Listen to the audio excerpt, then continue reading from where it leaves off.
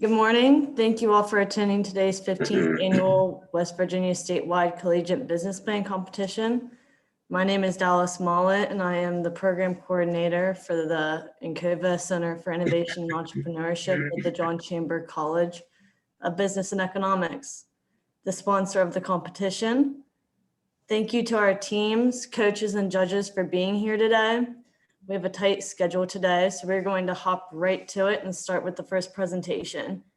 I will play the YouTube video, then the judges will have the opportunity to provide feedback and ask any questions to the teams.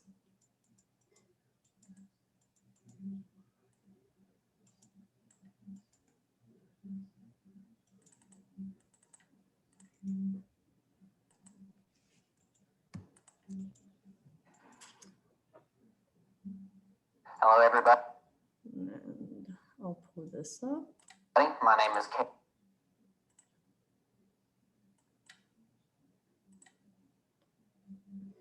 Guy, I'm going to go ahead and mute you. Yeah, that's fine.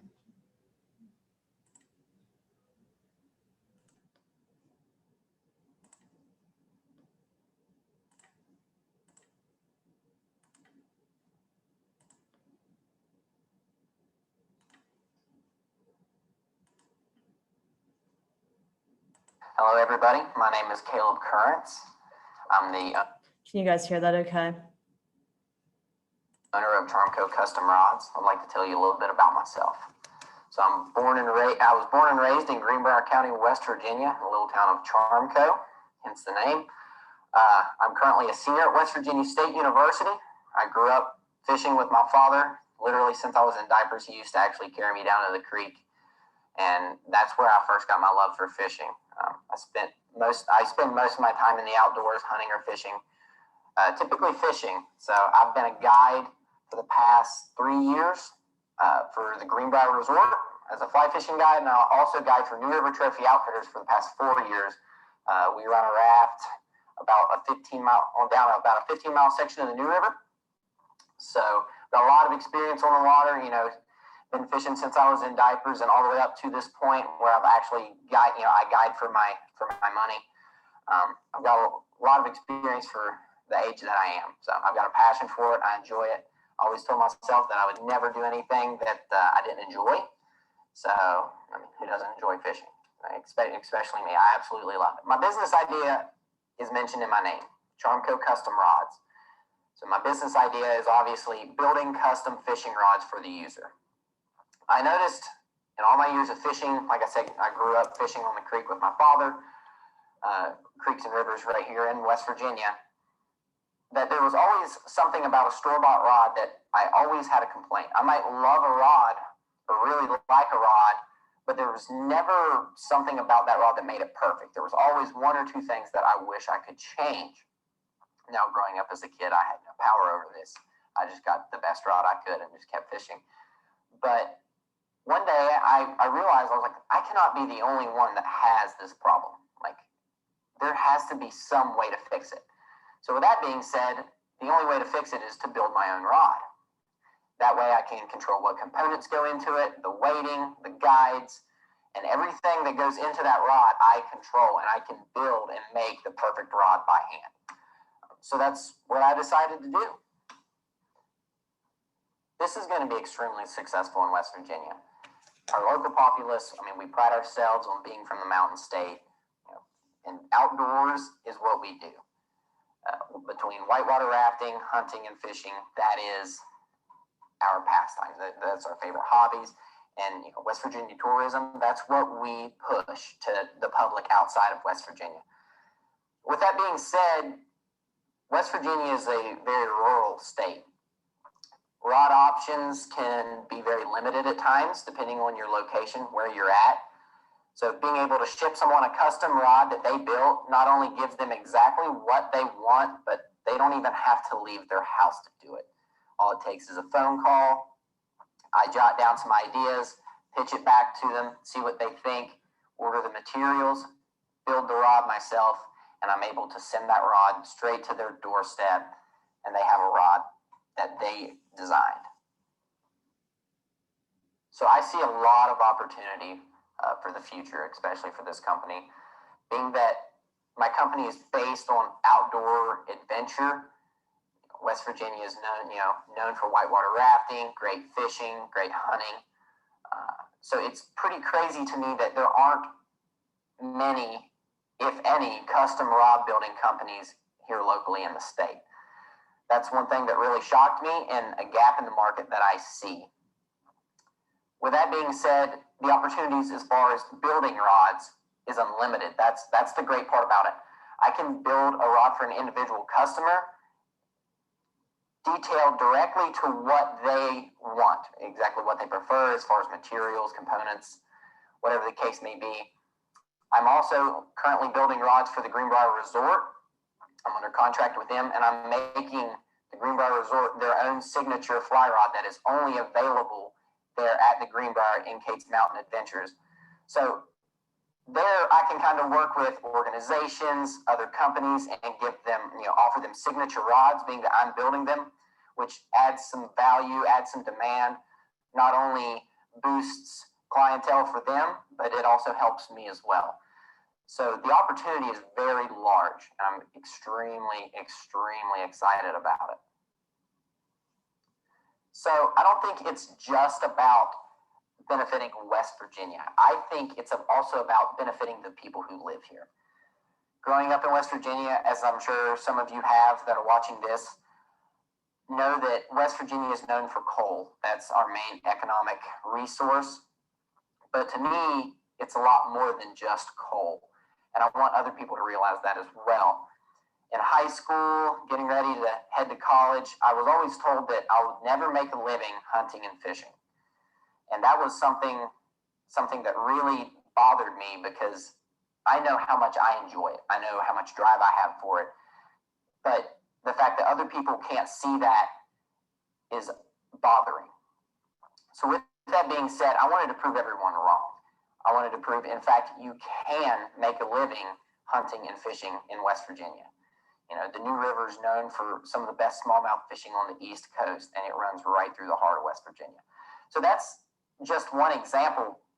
But if I could pass anything off to people to better the state as a whole, it would be, don't settle just for the coal mines. Don't strive just to go to the coal mines. Branch out, make something of your own, and be able to create that economy that you want to see. If you have enough passion for it, you'll be able to create it.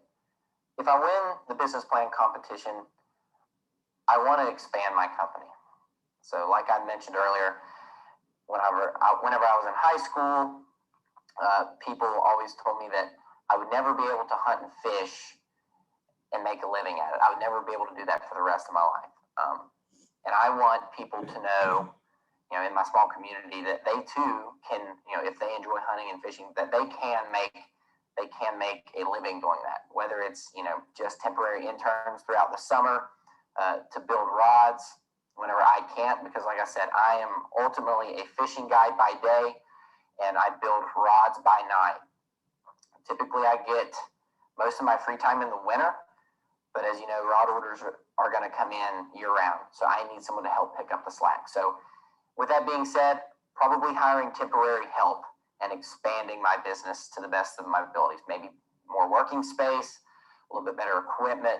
As of right now, I have everything it takes to make it, but if I'm able to get a little bit more of a budget, I definitely want to expand and try and give back to the community so that young kids, adults, I can show them that, hey, if I can do it, you can do it.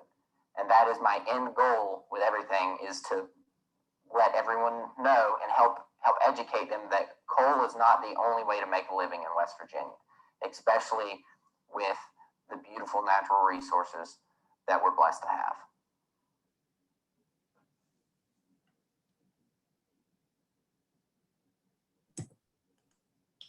Perfect. Does anyone have any questions, comments, or feedback for Caleb?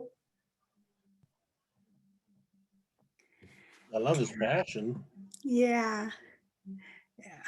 Guy, apologies, it's Sarah. I don't want to over speak. Were you going to ask him a question? I love his passion too, Caleb. What a great story. Yeah, Did you have a I'm good. question? I have one. Yeah. Go ahead. Yeah, Caleb, it's Sarah Biller. I'm just questioning how, what's the market right now for guided excursions first, which seems like you're getting paid to do that, as well as, sort of your business at Kate's Mountain. What are your revenues? I'm sorry, my internet was cutting in and out. Can you ask that one more time? Yep, I'm glad it did because I can form my question more tightly. how how much money are you making right now from both your guiding? I think I heard you say you're making a little bit of money on guiding, and then also what's your revenue size from your custom rod business? So typically right now with the Greenbrier, 3 rods is about $750 by the time sales tax and everything's included. It's normally $798 was the last one for 3 rods. So about $250 per rod for Cape Mountain Adventures. Great. And your margin on those rods, how much money are you making? So typically I make, I've done the math here. Typically I make $140 gross profit on each rod. So I've already got a wholesale account, luckily, so that increased my profit by quite a bit. So that was definitely something whenever I got started operating, I really wanted to take advantage of, was to try and increase my profit. So with that being said, I got approved for some wholesale accounts, and being that I'm a legit business, I can make a little bit more on my end. Wonderful. So, Thank you, Caleb. yeah, thank you. What's your vision for scalability? How big do you want to grow? I would like it to, I know that I want it to grow, but I know that I don't want it to grow too big. I would like to, eventually have possibly, in the grand scheme of things, at the end of the day, probably 10 people working, and, probably get my own place to do all that. That's probably as big as I see it going, just being that custom rods it's such a niche market, or I wouldn't say it's a niche market. I would say it's a very selective product. So with that being said, everyone goes to the stores, and typically whenever you start getting rods from bigger companies, you start going down in quality. St. Croix makes great rods. They make great blanks, but are they spine checked by hand every day? So I would be willing to grow as big as I could without people feeling that the work is, I'm creating more rods versus, that quality. I don't want to lose that quality. So as long as I can ensure the quality, I'm willing to take it as big as it'll go. But quality comes first. Okay. And Caleb, I also love the passion. And I like the idea of, we need to move past coal. So kudos to you for thinking that way. My question is, a business with a sole entrepreneur yourself building the rods is a lot different than a business with 10 people. You have quality issues, you have logistics issues, scaling issues. How do you think that you would approach that, as you start adding employees and having other people help build the rods? I think to start off with, I would, with temporary help during the summer. Typically in the wintertime, I've got more than enough time to work on things myself. A lot of that comes from demand as well. To be honest, I really don't know where I would get started. I know that I would hire someone, and I would have to go through the logistics and have to do a little bit more research on finding out what I needed to go as far as legalities. But I would see to it that it got done. So ultimately, I can't build rods all summer long. As busy as I am, I'm an extremely busy person. But it's something that I'm willing to work for. So if I've got to do a little bit more research and see what I have to do in order to hire people, the logistics, I'll line those out for sure.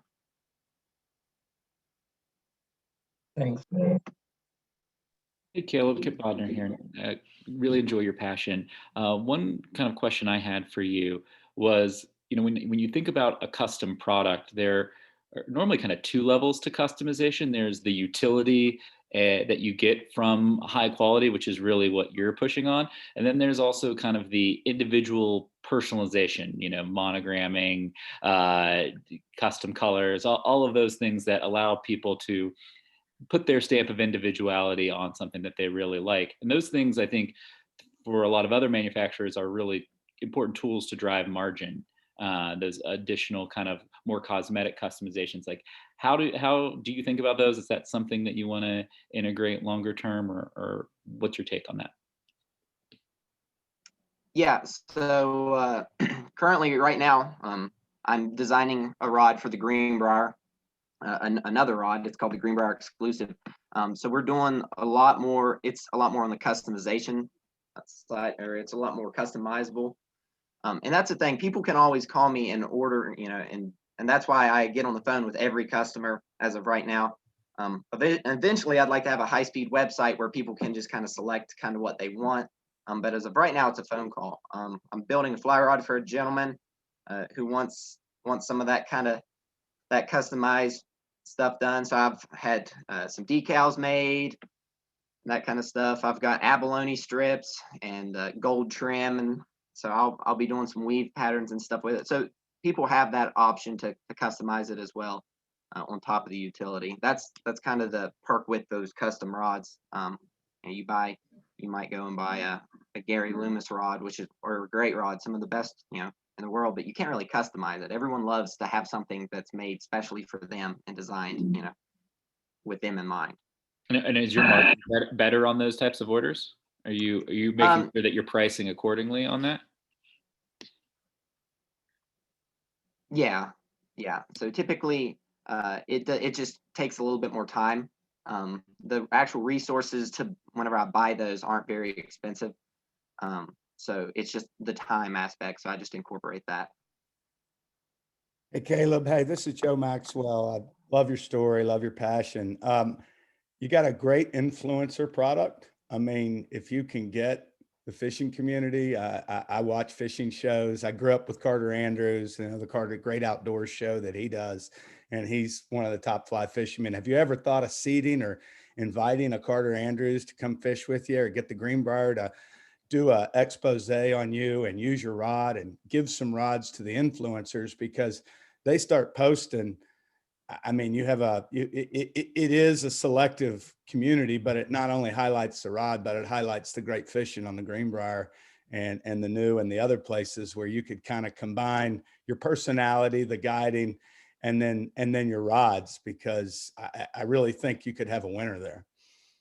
Yeah, so actually, it's funny you asked that, Joe. I've already been doing that. So I give my cousin is one of probably the best muskie anglers I know.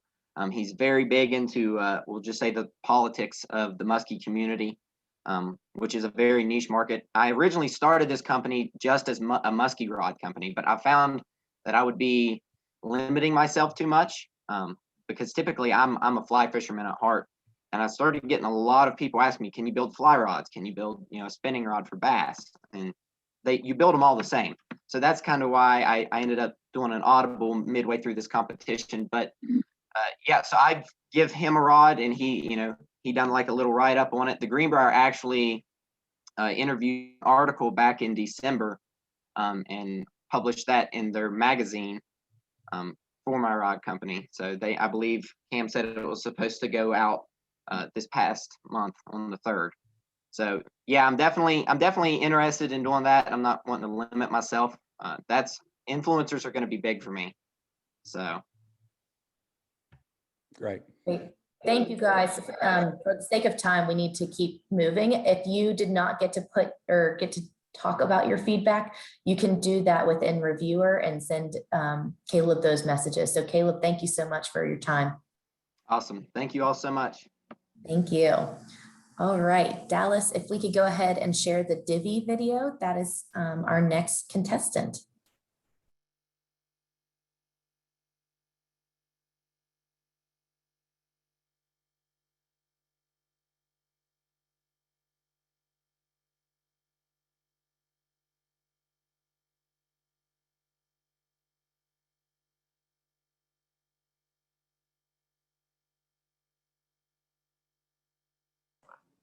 Lastly, good evening, judges. We're Divi.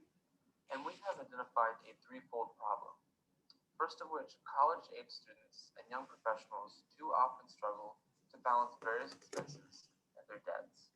The second problem being that small loans with flexible terms are typically inaccessible to younger demographics with no or minimal credit score development. Lastly, there's a lack of small, justifiable investment opportunities for those looking to earn yield. In an ideal world, we solve these problems by creating an app that allows individuals to invest in their peers, also a platform for borrowers to receive small and flexible loans to meet their demands, and creating a simple and user-friendly platform that connects these borrowers and lenders. With this in mind, we created Divvy, which brings together these solutions to address the need for small loans for short periods of time. When we created Divvy, we had both the borrower and the investor in mind, keeping the process simple and transparent. For the investor, we created an investment vehicle which allows investors to easily diversify their loan portfolio. And for the borrower, we created a Divvy score, which allows them to build their creditworthiness by making timely payments on their loans and avoiding predatory fees. A couple of factors that make this the ideal timing to enter the peer-to-peer market. One, we're seeing a rise in demand for small and flexible loans, partly due to the pandemic. Two, we're seeing growing interest in investments among students and young professionals that are looking for short-term returns. And three, we're also seeing expected to see a 50% CAGR in the peer-to-peer lending market from now until 2025. So it's the perfect time to introduce our adaptive technology. Our target market includes college students, recent graduates, and young professionals. These individuals are either part-time or full-time students, and they have part-time jobs or are entry-level professionals with a median income of around $22,000. These individuals live in metro and metro mixed cities and are low-income renters. Additionally, these individuals are reliant on technology, including phones and laptops. They're active on multiple social media sites, incur casual expenses, and are acquiring or have acquired student loans. Our market outlook for the next 3 to 5 years, looking at our TAM, which is our total addressable market, which consists of our beachhead and follow-on markets, totals $216 million. And then our SAM, our serviceable available market, which breaks the TAM down into our target population, totals $103 million. And our serviceable obtainable market, which is the market we plan on capturing within the next 3 to 5 years, totals $40.4 million. Our competition landscape is relatively straightforward, including both peer-to-peer money transfer apps, including Venmo, Cash App, and Zelle, as well as peer-to-peer and consumer-to-business lending platforms, including SoFi, Lending Club, Prosper, Cabbage, as well as other smaller startup companies. Secondly, our indirect competitors include credit cards from regional and large banks, as well as family and friends, which typically engage in lending to each other. A couple things set us apart from our competitors. For one, we're convenient. We offer flexible and short-term loans under $1,500, which is a demand that hasn't been met by many of the other competitors.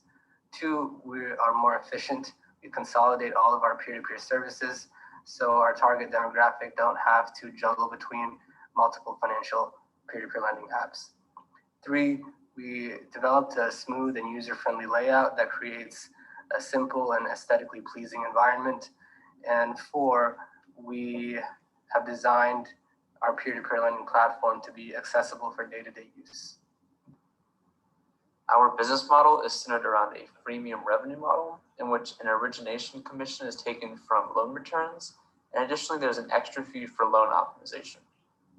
So far, we've completed our business plan, completed the design of our prototype, and we're in the mid stages of developing our minimum viable product, as well as coding our algorithms for the loan investment model and our Divvy score. Moving forward, we are currently building our team in order to move our product into market. So our team currently consists of the two co-founders. My name is Akshay Suresh. I'm a finance student at WVU. And my name is Alex Capadona. I'm also a finance student at WVU. And with that being said, we'd be happy to take any questions or expand on any part of our business. Thank you. Excellent. Thank you, guys. Do we have any questions for Divvy? Yeah, I'll kick off, guys. Great ambitious idea. I'm a 30-year fintech guy and full-time venture capitalist in fintech. So it's kind of where Venmo meets Lending Club. Quick question. I truly understand the need for this addressable market. Is the Divvy score, how do you build a credit profile? Because this is incredibly high risk. I mean, the peer-to-peer model, because there's no credit worthiness, there's no collateral. How do you like trigger that first loan in building the Divvy score? Because I do understand kind of a revolving line of credit where you can obtain cash when you need it. And it stops these people from going to predatory payday lending, because all the payday lenders have created open lines of credit, but they're at 18 to 26%. And it's incredibly punitive. So I just want to know what's behind the Divvy score. Yeah, that's definitely a work in progress. I mean, that's definitely something huge to tackle and that we've been looking into constantly as we've been trying to develop the score. I think as far as the Divvy score is more of like a Divvy reputation, which reflects your reputation on the app. So with the idea with that would be starting at kind of a floor cap for what you could borrow at the beginning, and then going from there, but also probably taking some data from, for instance, like social media sites to see how your engagement is and how that's measurable across creditworthiness, and reflect that in your Divvy score as well. But we do plan on working with the university and hopefully pursuing a pilot sometime soon, which could possibly help us see how users use our app, and then, go off of that and reflect that in our Divvy score as well. Thanks.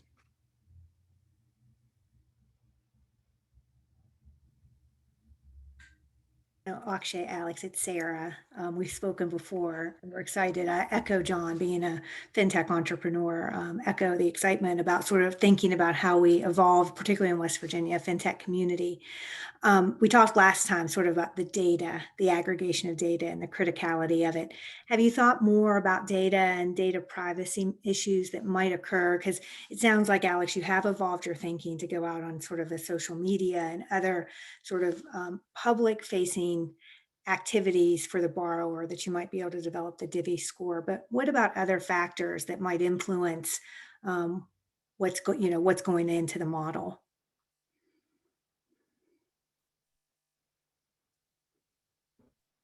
And are you talking about how we're keeping that data safe, or the different types of data that we'd be Yeah, I'd bringing be into interested in the aggregation of new data sets and then also the matters around privacy. Well, to address privacy first, I think that is a growing concern across every industry, and data privacy itself has become an industry itself. So I think the smartest thing to do as a startup would be to outsource data security, which would be something that we do during the development of our minimal viable product into like a final stage. As far as aggregating new data sets, we're not particularly sure because, we considered using social media data, but then the other data would come just from the data that we aggregate from the app that we can generate ourselves. And then beyond that, there's many different routes that we could take, but that's still something that's, in early stage development of our ideation. Thanks, Alex. If I could offer two suggestions, and we can talk about it at some point. One is, Definitely. yeah, I'd love to. One is contemplate using AWS as your cloud provider, because then you have the embedded security protocols, and that oftentimes will meet at least the initial need. And so we could talk about getting you guys an instance on AWS. But the second thing is we have a new fintech startup coming into West Virginia called Argyle. And Argyle its specialty is collecting the disparate pieces of data that are not resident if you don't have a full-time job. and being pushed out by like the payroll providers. Maybe we can help you there too, because we don't want you to lose the idea, but Joe's point is extraordinarily well made. You got to have data to inform the credit offering, or it's not going to go anywhere. And so let's see if we can help you guys get there. We would love to talk about that. Thank you. Can you walk me through your revenue model and how you plan on getting to revenue positive? Yeah, so looking at our main revenue streams, right now we take commissions on the returns of our loans, but also we have, in any chance, any late fees goes to the investor of the loans, but we also take a commission on those late fees as well. And we also offer a loan optimization fee, which prioritizes their loans to be fulfilled. So that three comprises our main revenue streams. In terms of profitability, we likely won't be profitable in the near future. We will likely be operating on negative EBITDA for the beginning few years. Because we're a high growth tech company and it's pretty common with companies ourselves. So our main focus right now is on the innovation and the value that we can bring to our users. And we believe profitability will come along the way as a byproduct of our innovation. What's the prioritization model that you're looking at? It prioritizes this loan to be repaid above other loans, or how do you envision that? Exactly, yeah. So it prioritizes the person's loans to be filled as quick as possible. And this is all conducted by our algorithms that construct the entire loan investment model. And that takes into account those that are outside of your platform. Outside of the platform? Mm-hmm. Or is this just prioritizing any that they have within your platform? Yeah, prioritizing the loans that they request within our platform. Okay, that makes sense. I would jump in here as a marketer. I'm going to assume that you're going to figure out the financial model and the economics of all of this, but at its core, it's still a marketplace business, and you have to have the ability to drive demand on both sides of that marketplace to be high growth and to get the funding necessary to get through the trough of loss that you're going to experience the first few years. So how do you all think about building supply and demand, balancing supply demand on the marketplace? Yeah, so two things we've noticed is one, we've seen a huge demand for investments within the past few years, and especially after the pandemic too, right? And also a significant demand for these short-term and flexible loans, which has been there even pre-pandemic, but has been intensified because of the pandemic and has been made more obvious. So the supply and demand on both ends, right, investors and borrowers, has always been there and has intensified since the pandemic. And yeah, did I answer your question? How are you going to? You're saying that it exists in the market, but there's always choice in a market. So how are you going to pull them in specifically so that you can have a balanced marketplace as you scale? Are you asking about like our competitive advantages, like what draws? Literally, like how are they going to find your app and join? Like how are they going to know that you exist in the world? Right. So we plan to market through social media. That's our main channel of marketing, because these channels are a part of our target population's everyday lifestyle. So it's the most efficient way to reach our customers, and it's an app so they can download through app stores for iOS and Androids. Thank you. John, did you have a question? I saw you come off mute. Yeah, just real quick. One other thing I'd say about the competitive landscape, I think from what I've seen, there's a lot of other companies going after this space, small companies. And so, I think that if I were you guys, I would do a little more research there and make sure you really can differentiate yourself, especially in a two-sided marketplace. If other people have made, some progress there, I think, you're really going to have to think through how you can differentiate yourself. I wish I could pronounce that word.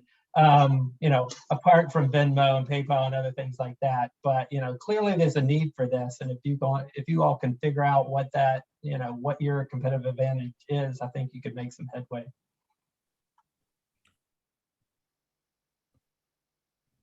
Great. Any final questions? Jim, you're off mute. Yeah, Jim Doval here. I do have one suggestion. I think this is in the US, this may be harder to do. You should look at overseas markets where the regulations aren't quite as hard. If you're familiar with some of those websites you've looked at, they actually hook lenders or investors to people that want the money, but they have to go back and sign a contract offline. So anyway, definitely look overseas as a place for a marketplace here for this app. Jim Hart, I saw you come off mute. Did you have a final question or comment? Oh, were you able to hear me? No, Jim Doval, we got you. Oh, okay, cool. Saw that you came off of mute as well. Yeah, so mine relates obviously to the marketing element of this. I think that's what we're all concerned about regarding differentiation.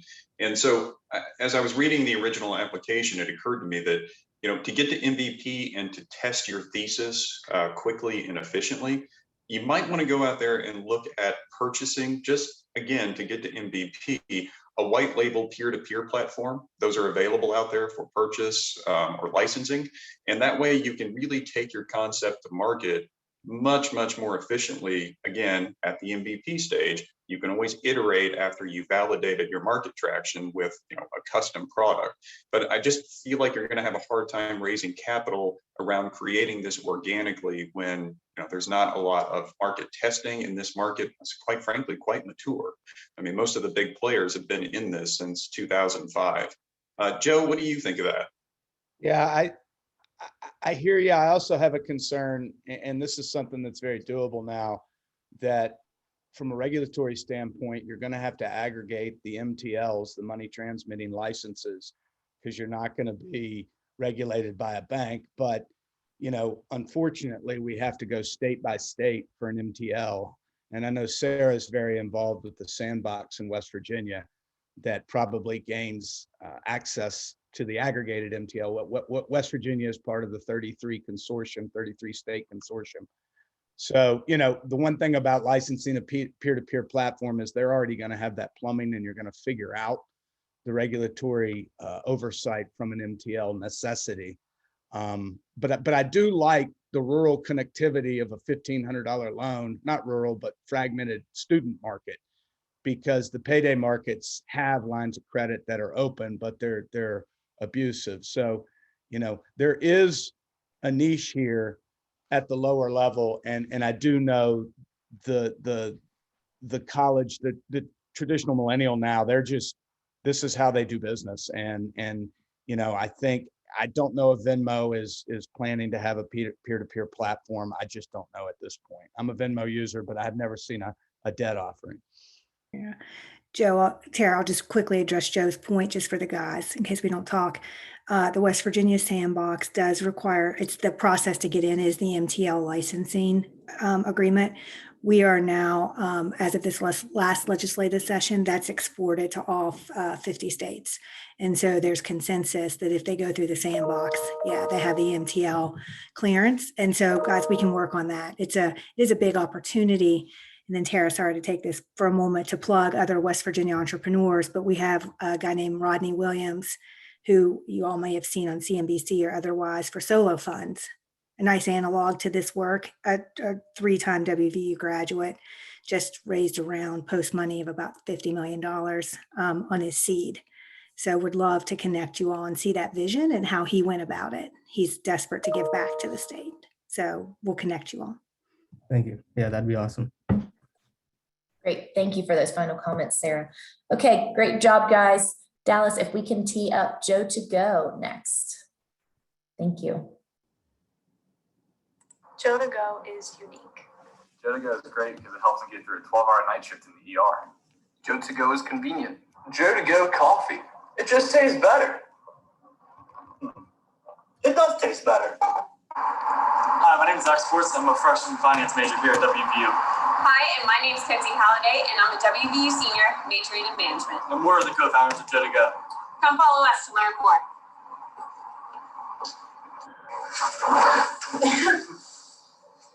Joe to Go is a business that makes portable whipped coffee inspired by Dogonia.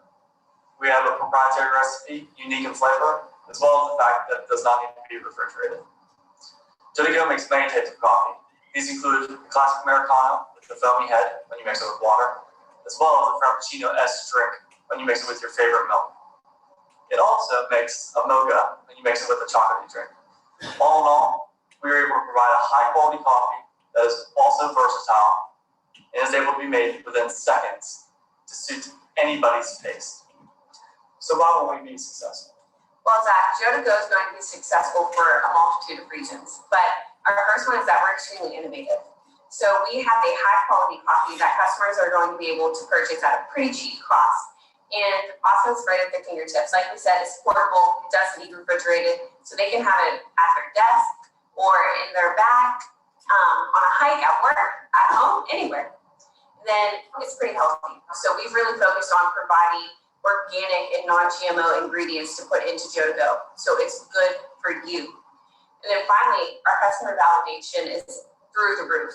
We've had more than 100 taste testers now, and they love our product. They are ready for Joe to Go to be bought. In fact, on Facebook, we have over 500 followers now, and we just started our Instagram, so it's building. And to really show you our customer validation, we're actually partaking in the Morgantown Art Walk on April 10th from 11 to 4. And we have had so many people reach out to us, people we know, people we don't know, that say, we're excited to try Joe to Go. We're excited to buy Joe to Go. So we're excited for that, and that's just some of the reasons why we are going to be a success. Our first market segment is that busy working professional that has to either sacrifice a good quality coffee or the time to complete an essential work task. Now, with Joe to Go, they're able to get a great coffee and they're able to complete their tasks on time. Next is our college students. With lots of homework, extracurriculars, and exams, they crave caffeine to help give them a boost to meet their deadlines. Joe to Go helps them do just that. Finally, Joe to Go is perfect for that group of friends that loves to hang out over a nice cup of coffee. Now, instead of having to wait to brew coffee or go buy really expensive coffee, they can just mix it with their favorite milk or water and have it instantly. To really exemplify our value proposition, we would like to bring in a scientific study in which we found. This study was popularized by Forbes magazine, and it talked about how coffee, when consumed in moderation, has many health benefits, 3 of which are increased energy availability, increased alertness, and decreased mental fatigue. So the question is, what does this mean for our customers? Well, Joe to Go gives our customers access to a high quality coffee in a very short amount of time. This ultimately leads to decreased stress over trying to find coffee and leave their tasks at hand. Another thing that Joe to Go does is it brings innovation to West Virginia. So what does this innovation mean? Well, it means job creation. So I have been here for the past 4 years, and Zach's going to be here for the next 3. And we both love Morgantown, we love West Virginia. And we see Joe to Go's headquarters being here in Morgantown. And this means that we eventually would like to have a storefront that sells Joe to Go and makes it as well. So this actually gives job opportunities to anybody living in the area, whether you're a student or an actual resident. And then our final thing is that we also want to introduce branches of Joe to Go eventually. We would love to have different branches throughout the state and eventually the nation. Oh, I forgot one more thing for job creation. We would also love to have internships, whether it be marketing, finance, or even food nutrition and food sciences. We would love to give that opportunity to other students. And that is part of our job creation. More of an opportunity that we see for us is that this gives us a chance to do something we love. Also, it shows us and creates a learning experience for us and how we can move about and transition into the business world with other businesses that we have, and maybe eventually other jobs as well.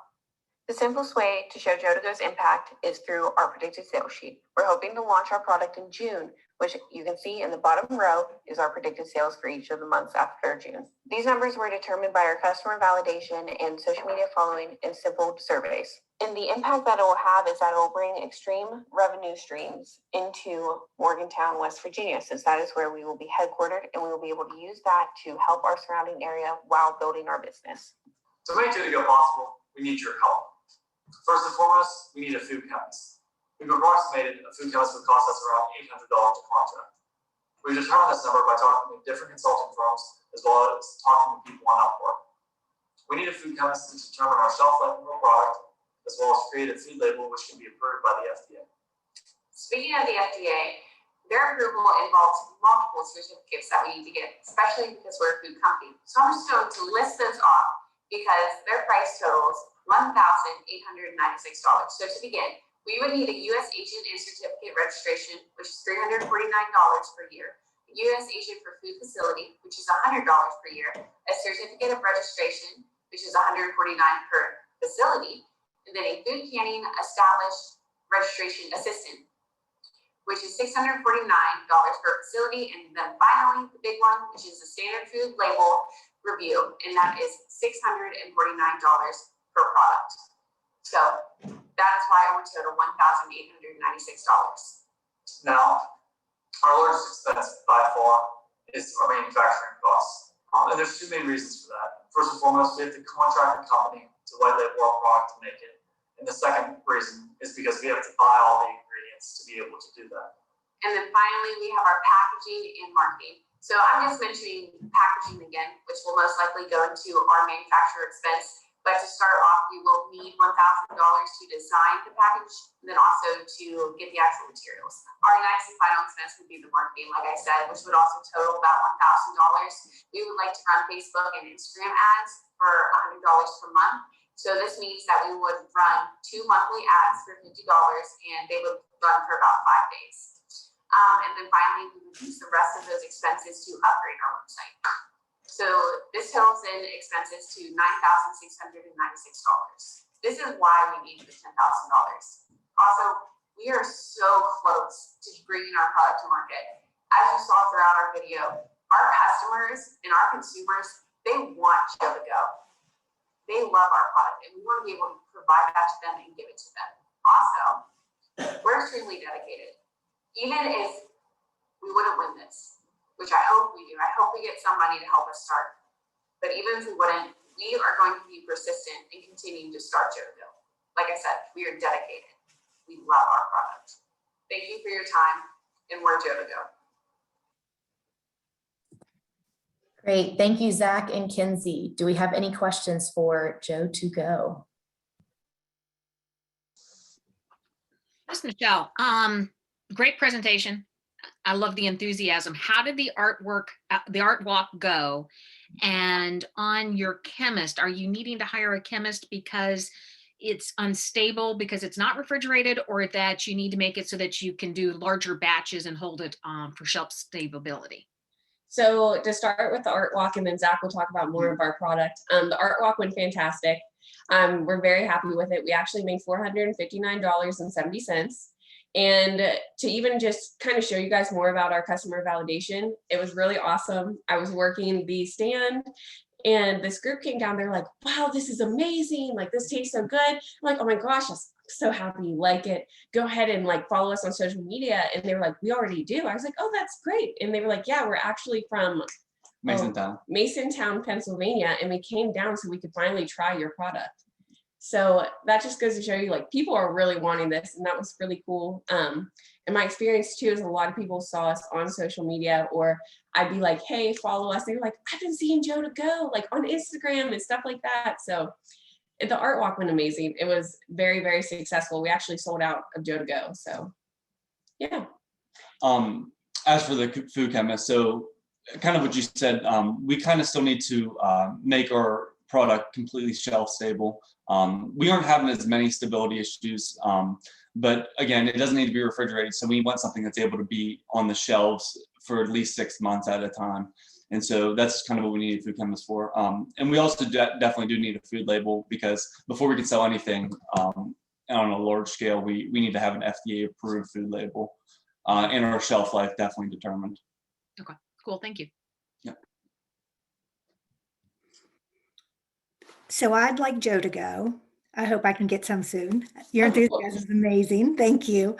I'm just wondering, Zach, just as I'm listening to the shelf stable discussion, and we do have this thriving, I don't know if you've seen it, outdoor economy activity going on in the state.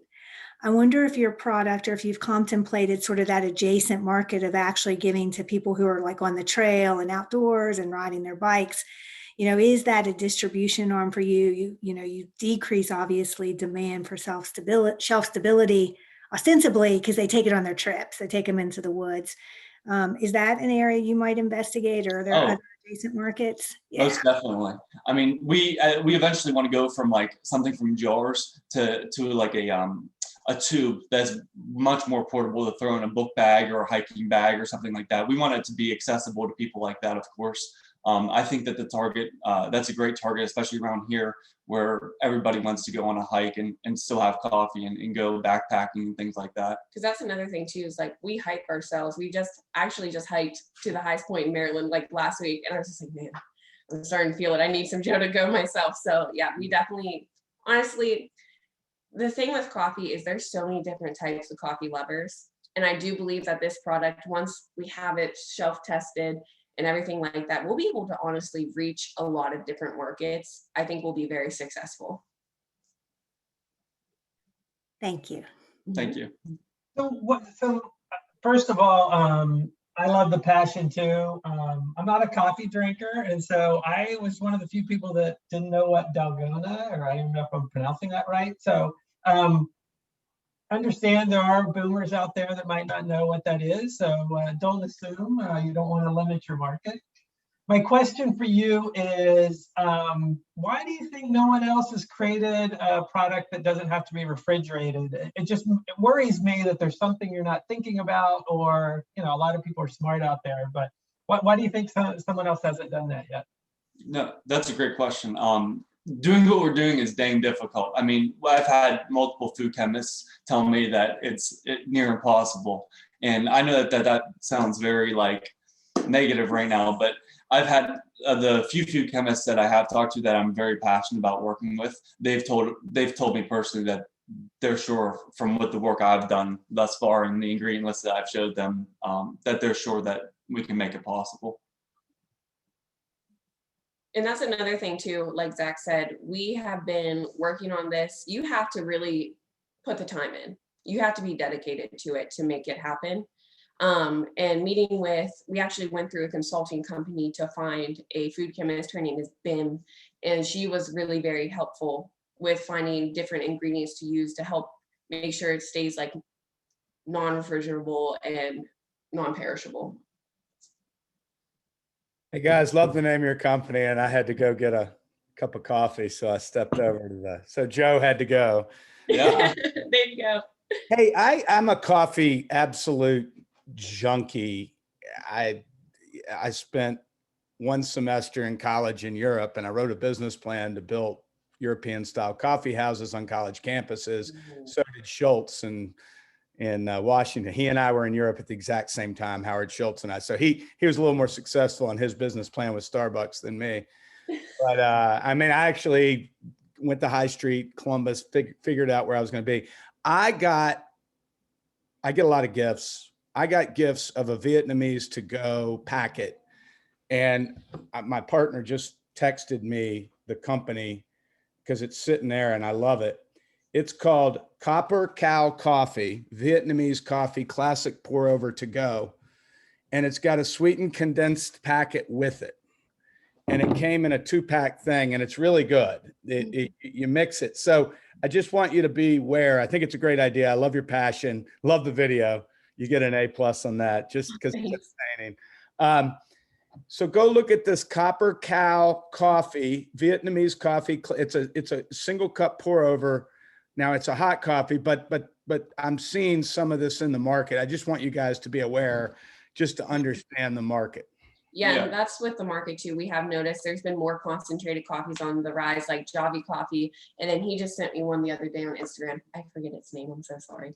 But that's something that I'm really big on. Marketing is one of my minors. And I actually I see some familiar faces from yesterday because I helped work the Seed West Virginia competition, and going through all those applications. And for the early bird, I was like, hey, make sure you guys look at your competitors. So that's something we try to keep up on, and we do a lot of research on for sure.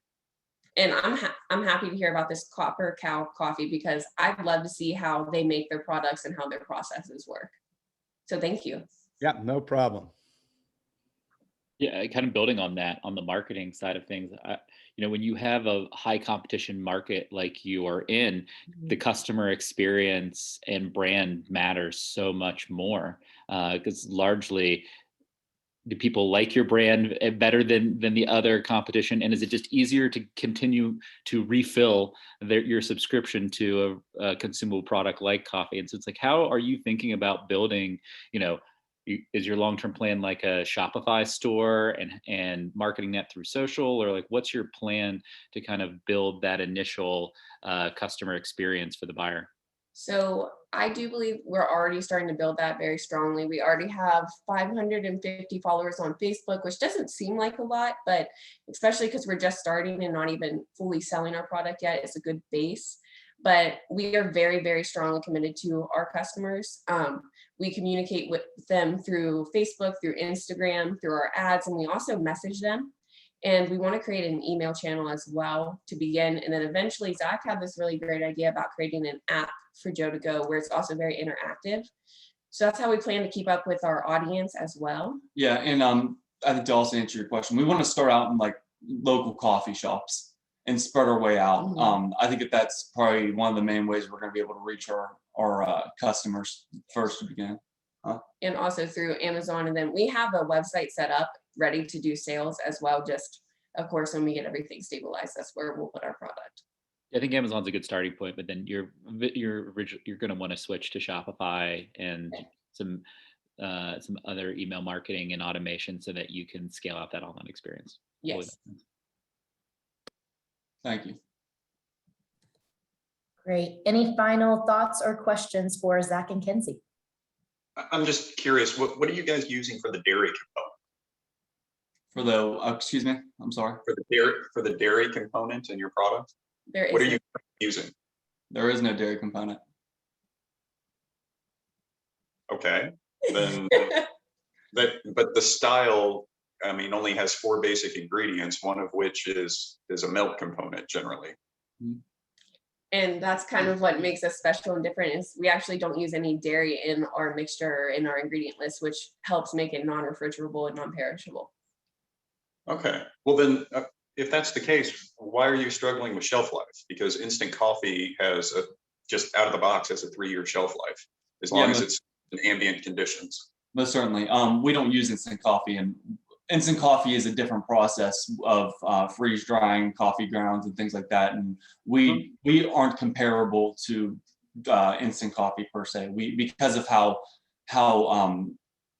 I guess to better answer your question, we force air into our product, which makes it technically Dalgona, or not technically, which makes it Dalgona, because that's one of the proprietary processes of Dalgona. And so obviously we don't use dairy, but when you add oxygen to coffee to make it whipped, it wants to separate very easy. And so part of the problems that everybody sees is that whenever you do that, the oxygen immediately wants to start escaping. And so we found certain ingredients, all natural ingredients and stuff like that, that want to keep that oxygen in our product and keep it from separating. Because whenever that oxygen leaves, things start to separate back out into the original components and more into a dark liquid, almost like a concentrated coffee of sorts, which is fine, but we want to make this a Dalgona company. Okay, that's interesting. That wasn't clear to me from the original presentation, so thank you.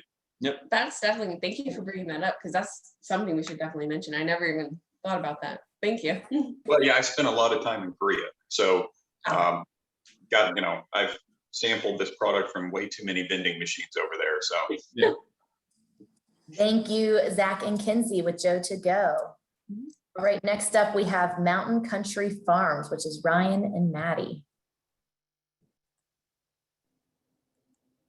Hi, I'm Ryan, and this is Madison, and we are the founders of Mountain Country Farms.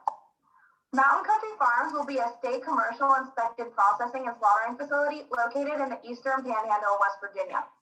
We will provide slaughtering and processing services to local farmers with the level of inspection needed for them to sell their products to farmers markets or other retail settings. We will also serve as an outlet to provide meat products to state institutions, restaurants, and retail markets. Currently, there are no commercial facilities located in the Eastern Panhandle. Farmers have to travel to surrounding states like Maryland, Pennsylvania, or Virginia to get their livestock slaughtered and processed. If these out-of-state facilities are not USDA inspected, they cannot sell their product in West Virginia. If they stay in West Virginia to get their livestock slaughtered, they have to drive 2 to 3 hours away to the nearest processing facility in the state. The biggest issue that farmers face when doing this is that the wait list to get your livestock in is backed up more than a year. It can be difficult for a farmer to predict how many animals they will be slaughtering in that far in advance. Many farmers have downsized on the amount of livestock they tend to because there is no stable outlet for their product. They enjoy farming, but have nowhere to sell their products. For state institutions, the Fresh Food Act was created in 2018. This act requires all state entities to source at least 5% of their foods locally. State entities do not have access to enough local products to source that 5% of their foods locally. Mountain Country Farms will be addressing all of these problems that the Eastern Panhandle are facing. Mountain Country Farms plans to locate in the Burr Business Park in Jefferson County, West Virginia. We've done this for 2 reasons. The first reason is that this location is in an opportunity zone.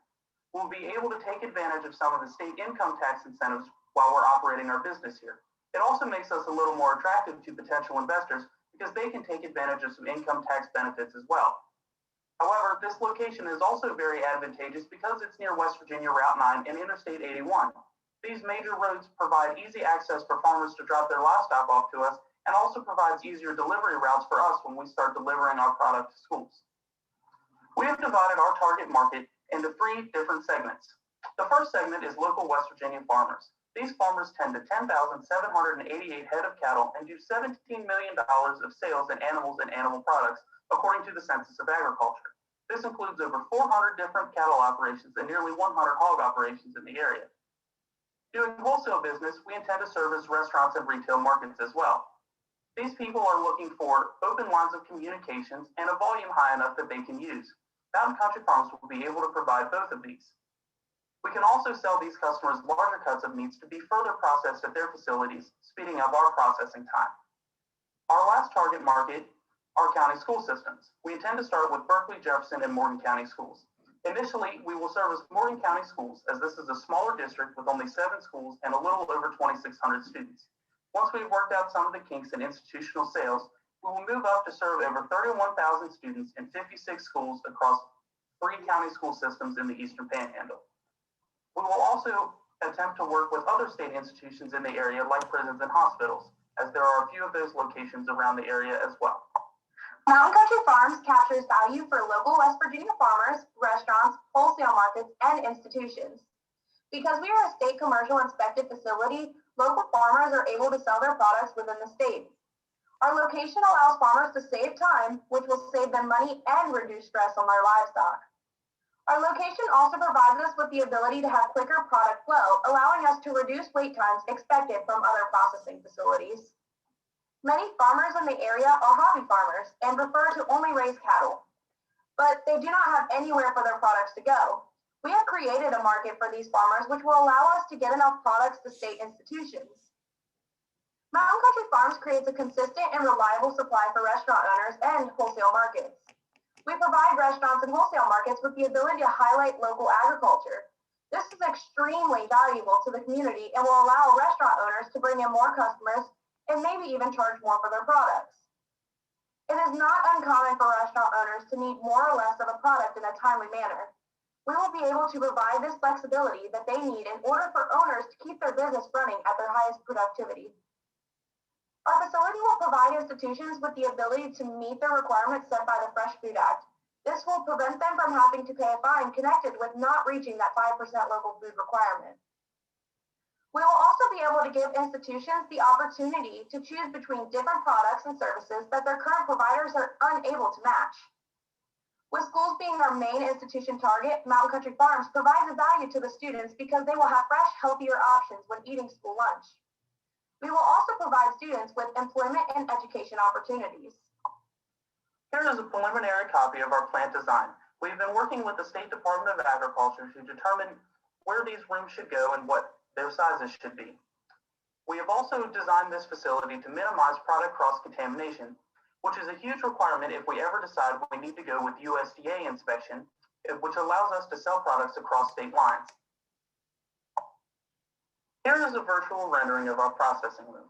In the center, we have some large tables for us to be able to fabricate our products, a 3-basin sink to the right-hand side, a hand washing sink on the back wall and the bandsaw to help with fabrication, and a grinder in the corner. We won't be able to use a tile floor in our actual facility because it's not actually sanitizable. However, we chose that design just so that it breaks up the room a little bit and makes it easier to see. There is a massive need for a facility like ours in the Eastern Panhandle. We've been working with the Department of Agriculture, 3 steps to startup, and countless area farmers to determine what we should do and how big of a plant we should design, and they have all addressed a massive need for a facility like this in our area. I also have a quote from the Ag and Natural Resources Extension Agent in Jefferson County that there has been a need for a facility like this for more than 12 years in the area, but nobody has actually got around to getting it done. To the right on this slide is a graph of our potential income and the amount of beef we will need to process to reach these numbers. In the first year, we intend to process 450 cattle, which provides us with a net profit of nearly $80,000. In the second year, we will process 100 more at 550 cattle. And the third year, we intend to start servicing Morgan County schools, which will require an additional 20 cattle per the year for a plant capacity total of 570 beef. As Ryan said, we anticipate a net profit of nearly $80,000 in just the first year of operation. By year 3, we're anticipating on having a net income of over $220,000. We are aware that loan options may be available through Farm Credit, the USDA, and surrounding banks. However, we are asking for an investment of $150,000 to be used for a down payment on the loan. Our building loan will be $600,000, our land loan will be $105,000, and our equipment loan will be $80,000. On behalf of Mountain Country Farms, Ryan and I would like to thank you for your time, and we are open to answer any of your questions. Great. Thank you, Ryan and Maddie. Do we have any questions for Mountain Country Farms? Yeah, I have a question. I'm actually up at my farm right now in Grundy County, Tennessee, and I really understand this problem. There's a business in Nashville called Porter Road Butcher that just built their own processing center. I've been involved in a couple of these. This is a great business. This is a great business with a capital G. It's a must-have business. It encourages increased yield for local farmers. I'm really curious what the extra cost would be to go ahead and retrofit for FDA day one, because you could slap an e-commerce business on this, play the West Virginia angle, do some custom bacons, some custom beefs, increase your freezer and your boxing. I mean, it's not hard with the FDA, and create a mail order business on this with a subscription where you could do the beef of the month or whatever. And the yield and the margin on the subscription mail order is 2x what you can buy local, but you could create a minimum floor for weight purchase for the local farmers. And you're creating, I don't think you're thinking big enough. I mean, this could be a big business. I've watched Porter Road, scale their business. They're doing 15 million in revenue in year 3 here. Go look at Porter Road Butchers, and that's all direct to consumer and to restaurants because you get a better yield there. But you got a winner here. If you could wrap an Oz fund around the real estate and the purchase and separate the decisions, have an Oz fund to build the facility and the land, and then have the business that rents from the Oz fund, you could actually create some carry economics, some GP economics for you guys to put together the fund. So you guys have a clear, absolute winner. And I would love to actually personally talk to you guys. Oh, we would 100% be open to that. I'll put, after the questions and stuff here, I'll put my email as well as her email in the chat. We'd love to talk to you about it some more. Yeah, excuse me, to also address some of the things you said, we have discussed doing the mail-in boxes. I'm not sure if we mentioned it in the business plan that you guys got to see, but we are discussing it, and we're in the process of trying to figure out what maybe our costs are with that and what we would actually charge. It's kind of difficult to do that when we don't actually have our business up and running right now, just because we don't know what products we're going to have. So it can be difficult to, make sure what you're going to put in your subscriptions, because, you know, you live on a farm, it's kind of difficult to come up with products and a steady product at that. Sometimes it just kind of depends on what you have at the time. And that's not a day one deal. It's just that you got to realize that you have an e-commerce business and you can leverage your factory, your operations, your infrastructure. You could create a really nice brand. You could market and highlight West Virginia, and people would, and then you could seed it to local retailers. What is this brand? But it's got much better margin. Joe, like I've built off that is that they've got this unique opportunity where there's so much pin-up demand in the local market that they don't have any customer acquisition costs for the primary processing business. It's zero. And so your cash flow on that is going to be amazing. And so you can then leverage that cash flow to build a brand and build an online business. To Joe's point, that is a premium branded business where you're going to get higher margin for the work that you're doing and processing anyway. I'm with Joe. This is a no-brainer business, and I'd love to talk to you guys about it too.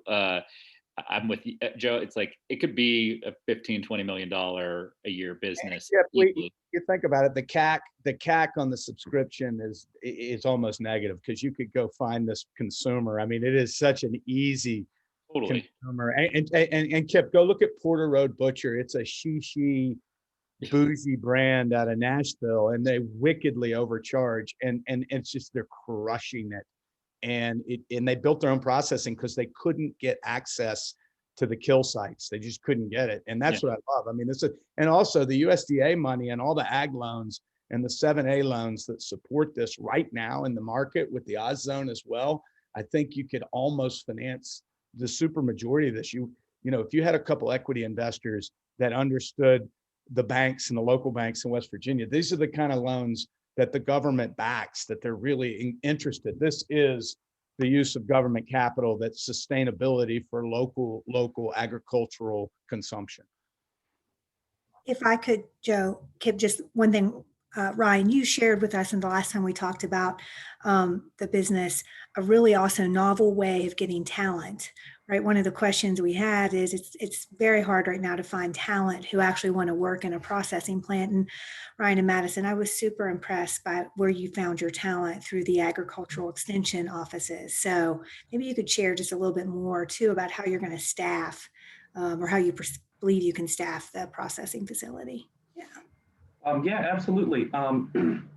We've been talking with some other butchers and processors in the area, and they all say the same thing: good help is hard to find. We're looking, actually, since we're intending to service the school system, West Virginia allows for an animal processing class actually through high school. So we were actually looking into partnering with some of these school systems and allowing students to come to our facility to learn how to process meat, learn how to do that kind of stuff. 4-H and FFA students, FFA especially, are required to do what's called a supervised agricultural experience. I did this when I was in high school. I actually worked for a custom processor in Berkeley County, the only butcher in the Eastern Panhandle, but say he's custom, so he only offers his services. You bring your animal to him and he cuts it up for you, and you pack up your chest freezer in your garage. Nothing extravagant, nothing big. We're going to offer our facility as well for employment for FFA students and 4-H students in agriculture in the area. Both of those organizations in the Eastern Panhandle are ginormous. So if we can capitalize on getting some kids into our facility to help us cut it, our payroll is going to be mostly part-time employees, aside from us and maybe whatever other help we might end up having to hire. But if we can get students in, especially as like a learning experience, it's basically free labor for us. I know that's a terrible way to say it, but yeah, it's basically, we've got people in our facility doing work that we don't actually technically have to pay through this partnership with the school system, which would be awesome. Keeps our bottom line a little more healthy. So before I get lost, I don't want to miss out with my high school buddy Joe and my fellow HubSpot exec Kip on this deal. So I'm in with those two guys when we figure this out. I'm about to eat fillets tonight, and I can't imagine having a better place to get them from your store. So my question to you is, and you kind of alluded to it a bit, I always wonder when something sounds too good to be true is why hasn't somebody else done this? And, you know, you could say, I don't know, but there's usually an underlying reason why people haven't done it. And then when you piece that together, you understand there might be a challenge you're not thinking about. So why hasn't somebody done this yet? Yeah, so that's a great question. We've been asked this a ton of times because it does sound too good to be true. So we are estimating to have to about $1 million just to start up our business. It's very expensive. I mean, from the building, we are looking at a building of at least $600,000. It might be more. We're working with the Department of Ag right now. Our equipment, at least $80,000 just for startup. Land, at least $105,000 to start up. So the capital there is astronomical. So that is the reason why it hasn't been started up yet. Also, I would say, in my humble opinion, is lack of education too. There isn't a lot of information out there to tell you how you can start something like this or how you can get the help to do this. Nobody's going to be able to just get that money out there. They're not going to be aware of all the loans that are out there, all of the help that's out there. So being able to find that is difficult as well.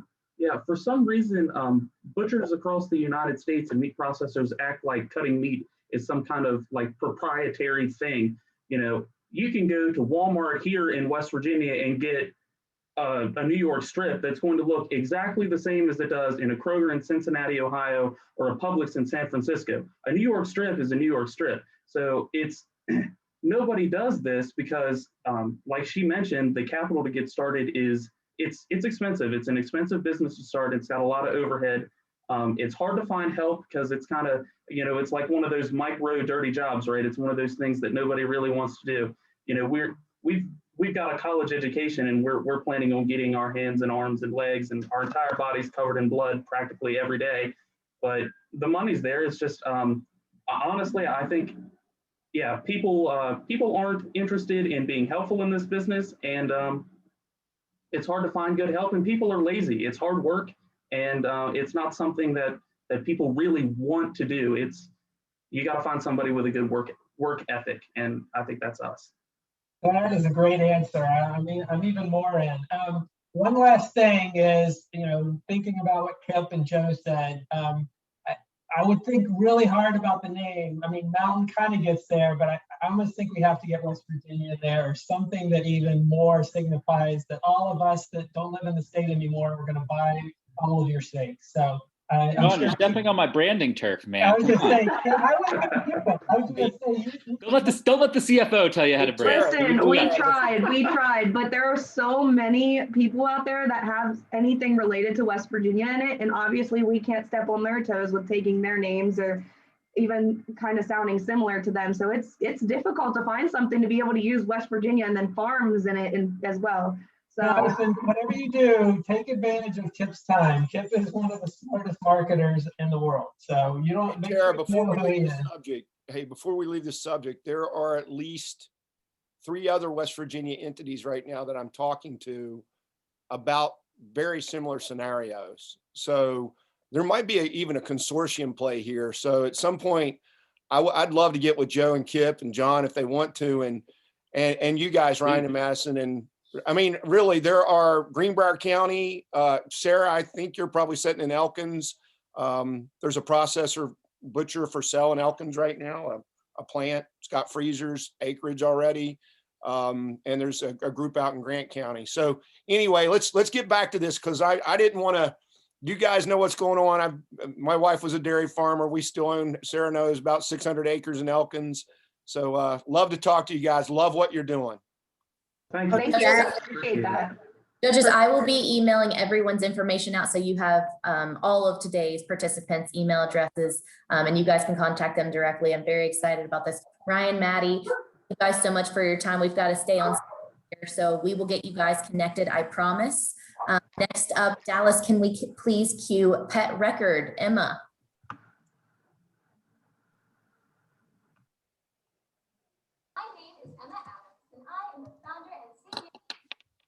I also happen to be a longtime dog owner and a veterinary technician of 2 years. During my time in the field, My clinic has seen animals with little to no medical history walk through the doors expecting treatment.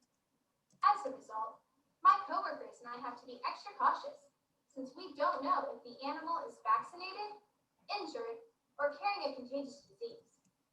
Sometimes records are available, but they waste valuable time being sent and they're not always complete.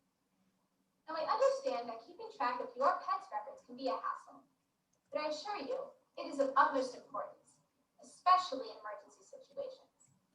Let's picture this scenario. Your dog, Fido, runs away and gets hit by a car.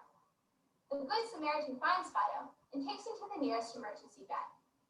Once there, the veterinarian realizes that Fido needs to undergo emergency surgery in order to have the best chance of recovery. The trouble is that the veterinarian doesn't know any of Fido's background information, or if he has any pre-existing conditions that make him unable to withstand being placed under anesthesia. So what do they do in this situation? Do they continue with the procedure and hope for the best? Or is it not worth putting Fido in another potentially fatal situation? This scenario will be completely avoided with Pet Record. Pet Record is a nanochip that is subcutaneously implanted into an animal. An RFID scanner passing over the chip reveals the animal's Pet Record ID, which can be searched on the Pet Record database to reveal all known medical records, history, and other relevant information. Pet Record also has a new pet owner reuniting system. Let's say that Fido has a Pet Record account. When a veterinarian goes to access his profile, a screen similar to this will appear. You will notice in the corner that there is a Report Found Pet icon. By selecting this, the veterinarian will send a text notification to Fido's owner's account, saying that Fido has been found and where his location is. There is no need for calls or waiting around for information. Pet Record also keeps the owner's private information, such as their name and phone number, completely secure. Note that their last name is not even listed on the profile. Now, owners will also receive text messages every time that their pet's profile is edited, ensuring that they are kept in constant loop with every update that is made. Now, let's say that the owner realizes that Fido is missing. They can go onto their Pet Record account and mark him as such. This will ensure that whenever a veterinarian or animal shelter goes to access his profile, a notification similar to this will appear. This informs the health field professional that this pet has been reported missing and that they need to click the Report Found Pet icon to alert the owner. This will create a new standard system for record keeping in the pet industry. But first, the chip and database must be made. The Pet Record nanochips will cost $50 for 10 chips. This will be manufactured through the company Nanotech, and each chip will be individually packaged in a sterile, biodegradable injector. This will allow the company to be as sustainable as possible. It will also minimize risks during the implanting procedure.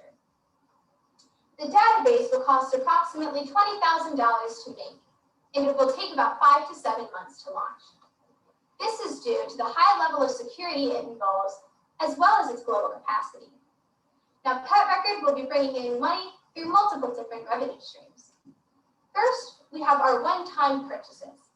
These involve the Pet Record nanochips, which will sell to veterinarians and animal shelters for $250 for 10 chips, and the owner account subscriptions. The owner accounts will cost $20 for a one-time fee, as well as an additional $15 for every additional pet. This allows two things. One, it makes the Pet Record chips more affordable for the owners. And two, this undercuts the cost of Piva, Pet Record's biggest competitor, which sells their accounts for a one-time fee of $30. Next, we have our one-year subscription cost. Animal shelters will cost $300 per year, regardless of their size. Veterinarians will pay according to the number of veterinarians using the account. A smaller practice with 1 to 2 veterinarians will cost $400 per year, whereas a larger practice with 5 or more veterinarians will cost $650 per year. Now, the company intends to have both the chips and the database prepared by the end of 2021, with pilots being launched with West Virginia animal shelters immediately after this.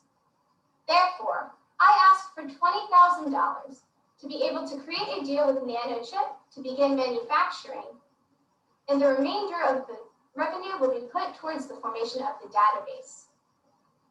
Now, there are three current competitors for that record: PIVA, VitusVet, and then your current microchips. So PIVA requires that all pets must have a common microchip in order for them to have a PIVA account. However, this locks them out of 68% of pet owners that do not have microchipped pets, leaving the fields open for pet record. VitusVet may streamline veterinary practice management, but it does not involve animal shelters. It also requires that an owner is present to tell the veterinarians that their pet has a VitusVet account in order for the system to be accessed. Next, you have your common microchips. While this system is fairly standardized in the pet industry, there are a couple flaws. Firstly, there are a lot of legal limitations on the microchip lookups due to privacy laws. Secondly, they require calls to be made to the microchip company in order for the owner's information to be given out. This can take a lot of time, especially for companies that have poor quality of customer service. So what makes Pet Record different? Pet Record's nanochips utilize a unique identifiable code system. All Pet Record chips can be read with any standard RFID scanner and will involve the letters PR in front of every single code. This will tell you as soon as you see the code whether or not it is a Pet Record code. And if it is, you know you can go immediately to the Pet Record website. There is no need for special technologies here. Next, Pet Record equally encompasses veterinarians, animal shelters, and pet owners to create a cohesive loop of communication between all three fields. It's time to change the pet documentation industry to a system that is quicker and more effective for all parties involved. Pet Record, the one place for all pet history, medical records, and more. Thank you so much for this opportunity, and I really do look forward to answering any questions you might have. Thank you so much. Great. Judges, do we have any questions for Emma?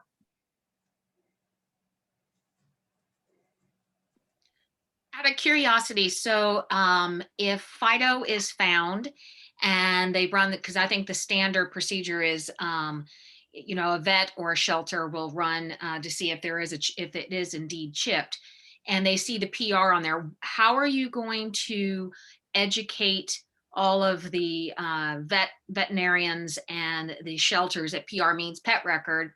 And then the second question is, if I don't have a pet record account, can I still access that information in an emergency if I have a pet show up at a clinic?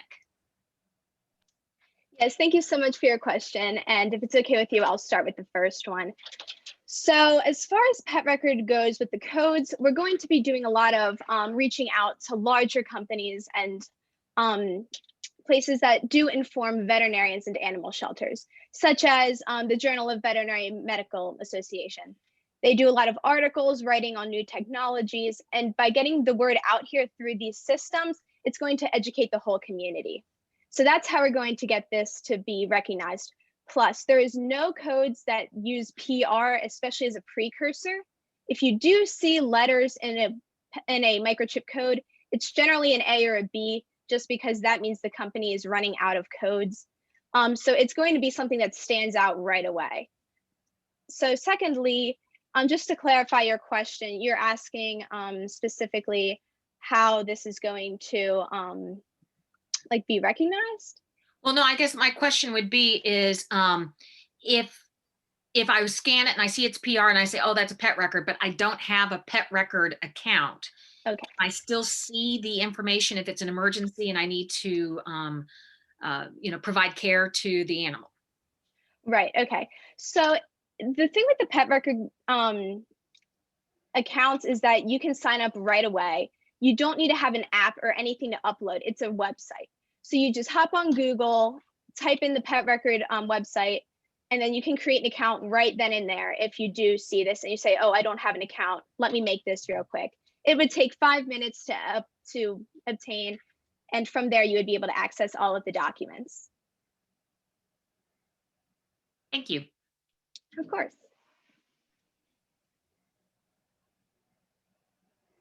Emma, it's Sarah. Nice to see Hi. you again. Hi there. Can you Likewise. share a little bit just about sort of your thought process around chip procurement?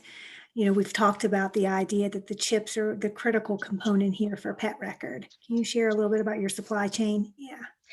Yes, so there is one current microchip supplier that is specifically for nanochips, and that is the company Nanochip.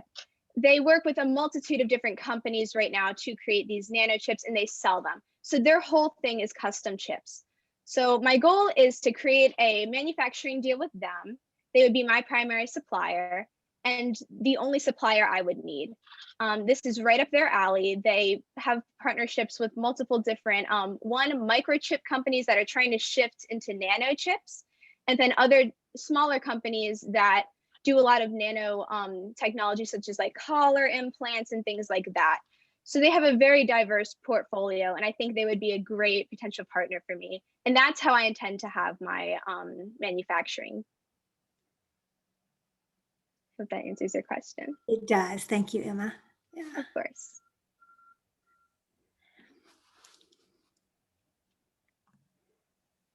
Guy, I see you are off mute. Do you have any questions for Emma? Well, I was going to say, what about the reader for the chip? Where is that coming from? So a lot of animal shelters and veterinary practices have RFID scanners already. So Pet Record is going to have a 124.4 RFID code. So essentially how that works is any scanner that detects that will be able to pick up the Pet Record chip. So they can use the scanner that they already have and currently use for this chip as well. So there's no need to buy a specific wand or anything like that. They can just use what they already have. Very good. Thank you. Emma, I'll take the silence because I use it as an opportunity to ask you that. The kind of the other side of the question from your revenue model, which you've been so thoughtful about. I wonder, and I know nothing about it, but I wonder if we're seeing increasing appetite from the pet insurers to actually, offset the cost of chips, just given what you talked about with tracking health benefits. Have you done any research there to see? It's obviously a growing segment. Yeah. Yes. So I have looked into this. I will say that the statistics in the microchip industry are a little hazy, and here's why. There are hundreds of microchip companies currently out there on the market.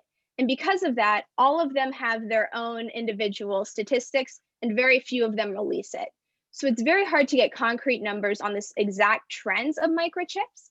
However, according to my market research, a lot of people do not like to microchip their pets, just because they're either overconfident that their pet will not run away, or they think they live in a rural area where it's like, oh, my dog is used to running around, they're not going to leave. So it's not something that is actually insured. Most places, like most owners, just pay for the accounts on their own.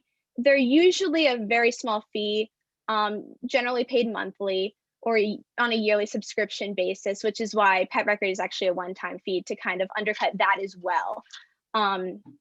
So that is why the whole microchip industry is a little bit structured differently. And a lot of it just has to do with the number of competitors in the field. I will say that a lot of animal shelters, they try to microchip pets, but it can be very costly, which is why you have your lower cost microchips and then your higher cost microchips. So that kind of creates a rift in the cost structure there as well. I hope that answers your question. It does. Thank you, Emma. Of course. Emma, as a two-dog owner, I love what you're trying to do here. Given the low price point, how are you thinking about go-to-market? Obviously, this couldn't be a high-paid salesperson. Like, how do you think you're going to sell your product? So Pet Record is going to start, we're going to have a pilot as soon as we get both the database and the chips created. It's going to last 6 months and involve 3 animal shelters. That's going to cost about $1,650. And from there, we just intend to grow, partnering with other West Virginia animal shelters and from their veterinarians as well. And we're just hoping to get a lot of natural growth from that, because as you have these animal shelters that are working with veterinarians and adopting pets out to pet owners, we're hoping this is going to catch on. So we're intending to make about $7,000 in our first year. That's net income. And I believe that if we market this correctly to all of the 3 revenue streams, this should be a fairly easy practice to incorporate, especially if I can get this to become a standard practice during the 8-week puppy kitten exams. So it's like you get the pet record chip the same time as you do all your starting vaccines. So that's how I intend to establish this in the market, just because you won't receive your microchip until the animal is a little bit older. In fact, most places will not recommend that you microchip your pet until the pet is about 6 months old and getting ready to be spayed or neutered. So that would be nice, because then you would be getting the pet record chip before you would get your standard microchip. So that's how I intend to incorporate this and establish it in the market. I think we have time for one more question, if anyone has any final thoughts or questions. Yeah, Emma, Jim Dovell here. How do the pet records get into your database? So the veterinarians and animal shelters can upload the information on their own. Ideally, we're just going to be able to have it so that way they can scan all of their files or just upload documents as they are, and then the pet record system will be able to file them and all of that on its own. Although I do hope to be able to get this practice standardized enough to the point where pet record becomes the primary record keeping system, where you can just go on the pet record and fill out all of the information right there on the website, and from there export it to your practice's files, if that is, a company that chooses to keep their files within the company. So you do have to manually upload things at first. But we find that I don't think this will be too difficult as long as the database is broad enough to be able to accept different forms of these uploads, such as scans, images, Word documents, PDFs, things of that nature. But according to my research, this is very doable, and it's really just a matter of, as long as the veterinarians and animal shelters do upload things, everything will be fine. So that's how it's going to reach the website and stay on the database. Great. Thank you, Emma. Appreciate your time here. Of course. Thank you so much.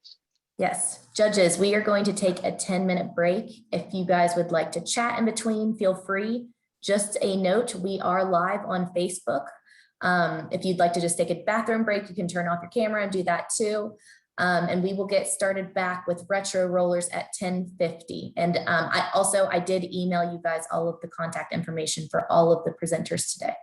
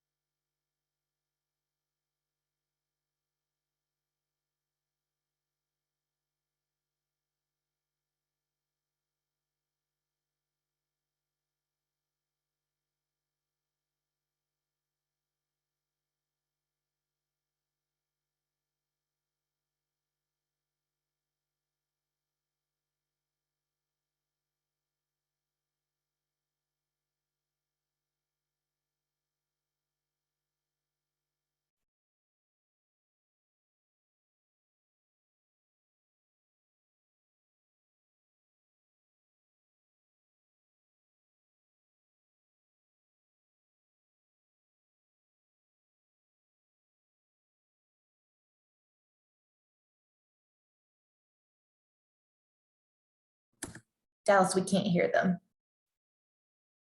In biology and social. Hi, my name is Reggie McGovern. I attend Marshall University as a management major. Hello, my name is Brianna Parsons. I attend Concord University, where I'm double majoring in biology and sociology. And we are Retro Rollers. The next image you are going to see is from a Facebook post made to let family and friends know how we were doing in the competition. Next thing we know, we ended up with a total of 526 shares containing positive feedback from potential customers. Throughout this video, you will either see comments or captions from where people have shared the post. As well, there will be TikToks as an example of a way we will use social media marketing for our brand and company. Rollers is an innovative 21st century roller skating rink design with a 1970s look. The rink will have an outer obstacle loop, which leads into an inner oval loop where skaters can do the normal.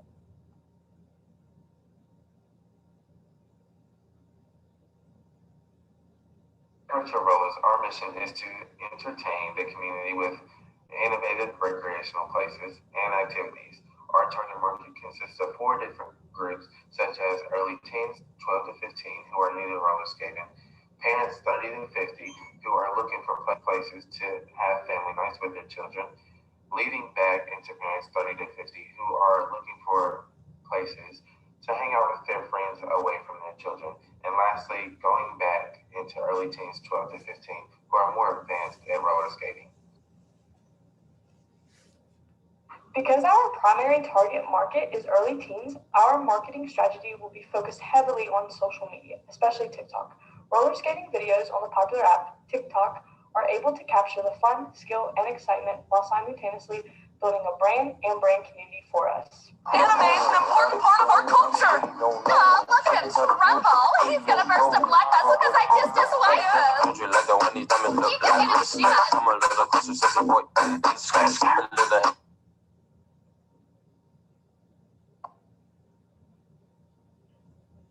Unique value proposition is that Retro Rollers is the only roller skating company in the world that is offering an obstacle course to give skaters an additional challenge that others do not have. We will also be the only roller skating company to offer training, taking beginner skaters into advanced skaters. These features benefit our company by not only giving them more challenging choices to skate, but also the training they need to overcome these challenges and become great roller skaters.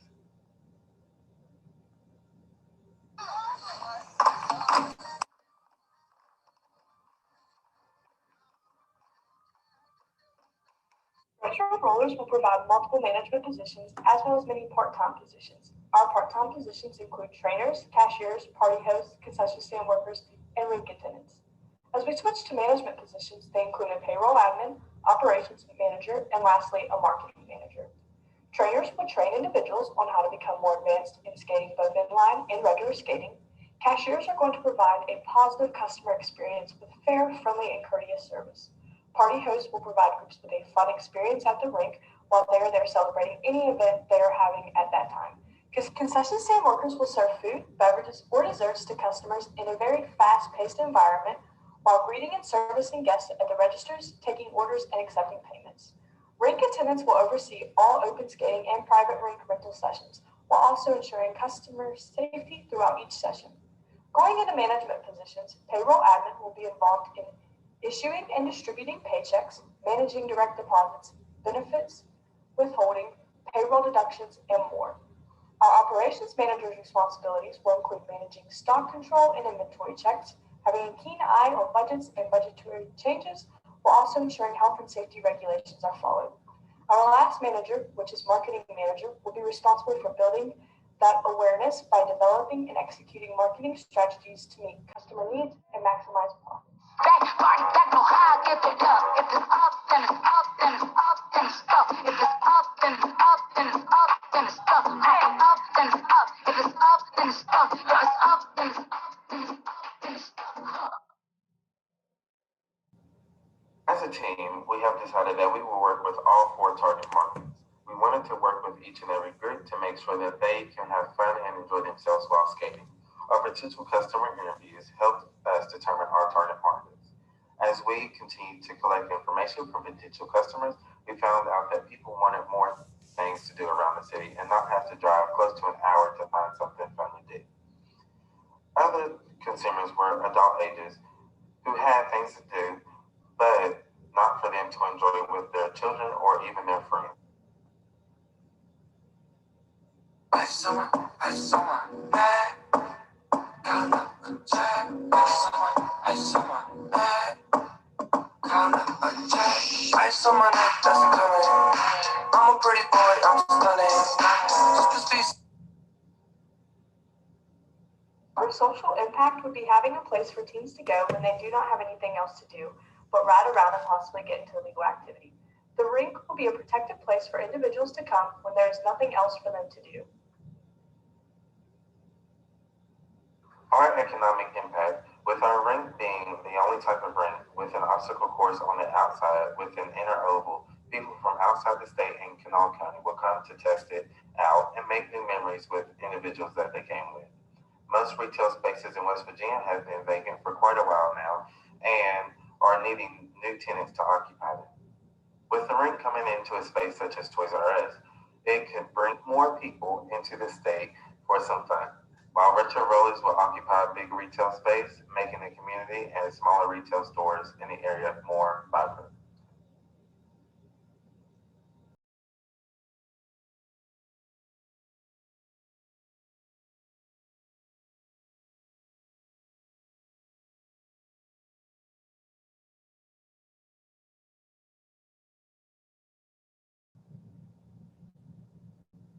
We would use the funds to get started by getting an architect to design the rink, conduct more market research, travel fund to meet investors, and start to get paperwork filed for the building we have chosen. Please join us on our mission to making a safe, fun environment in Kanawha County. Thank you. From the post on Facebook blowing up, WSAZ contacted us and wanted us to discuss the competition and our plans if we won. Here's a piece of the segment. Partners Brianna and Reggie McIver, a freshman at Marshall University, taking a chance on winning at least $20,000 to impact their community. Their business idea, transforming the old Toys R Us in South Charleston into a roller skating rink they're calling Retro Rollers. The following pictures are the layout we will use, the building, and potential staff shirts.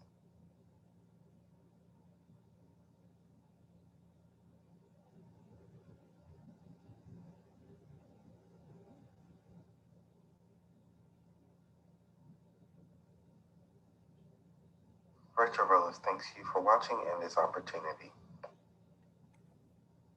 Thank you, Reggie and Brianna. So do we have any skaters out there, judges? No skaters here, but of course I had to have my, first of all, I love the video. I love the passion. And being from Huntington, West Virginia, Reggie, I love we finally have somebody from Marshall pitching one of these ideas. So I was excited about that. So my kids did ask me when they were watching this is, you got to explain the obstacle course. I thought it was an interesting idea, but tell me a little bit more about how that's going to differentiate your thing right. So the obstacle course first starts out like you'll enter and then you'll go through basically a zigzag. Then we give you a break, like a little rest while you're going up to the next part. Then you'll basically have like basically bags hanging down from the ceiling or up from the ground, and you'll just have to go through them yet again. And then lastly, while you're coming back down, you have a chance to go like up and down like and then you can either exit or you could choose to normally skate in the oval. Nice. And then the last question for me is, if this is successful, could you duplicate it in other places in the state?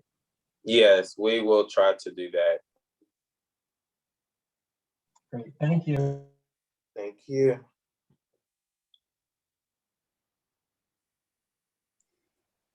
What are your upfront startup costs, retrofitting the Toys R Us, et cetera, getting everything in place? That will be contract. We would have to hire contractors to figure out what we do need to change from where Toys R Us did used to be a retail space into transforming it into something like a roller skating rink, because we do have to add more things such as cashiers and party rooms and concessions and stuff like that. And we are also having marketing costs and then our rent, and then also 10L, which is a triple net lease that the building is also having us pay for the Toys R Us location, which is basically covering maintenance and things like that. And then utilities and insurance and other things like our skates for that.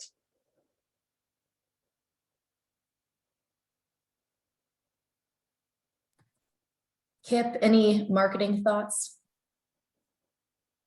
Yeah, what I was going to say is like it seems like there are a couple of things. One, it seems like swag and apparel and extensions of the brand are going to be a big part of the business model here, because you're going to want to build a culture, and you're already trying to do that on social, which is really cool. So I'd love to know kind of just how you are thinking about taking the experience and moving it outside of the rink, right? Because you have a fixed capacity with the rink of how many people can be there at any one time, and how you think about extending the brand through, whether it be apparel, whether it be through skates that people can buy. Like, how have you thought about that? So for the company that we are buying our skates from, or we're also looking at other companies. They have different skates like that have pineapples on it and just different colors. We could possibly buy those and sell those to customers. And we will also have merch, so like people can buy that and wear it when they come and skate, or just wear it around and sponsor for us, but they don't know that they're sponsoring for us. Yeah, kind of the follow-up for that is when you have a physical space, it lends itself to creating like events and moments that bring people in, that create word of mouth, that really get people inspired.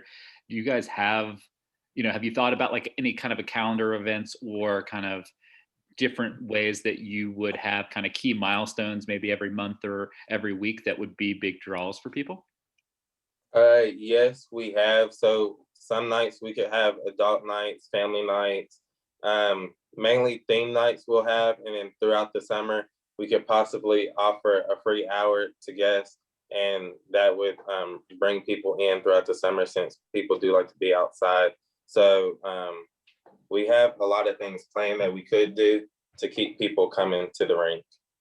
I love that you're thinking about like the summer and a lower season time too. That's awesome. Thank you. So I'm in my late 50s. I grew up in Ansted, West Virginia. We had an outdoor skating rink in the 1970s. I love what you guys are doing. It was super fun.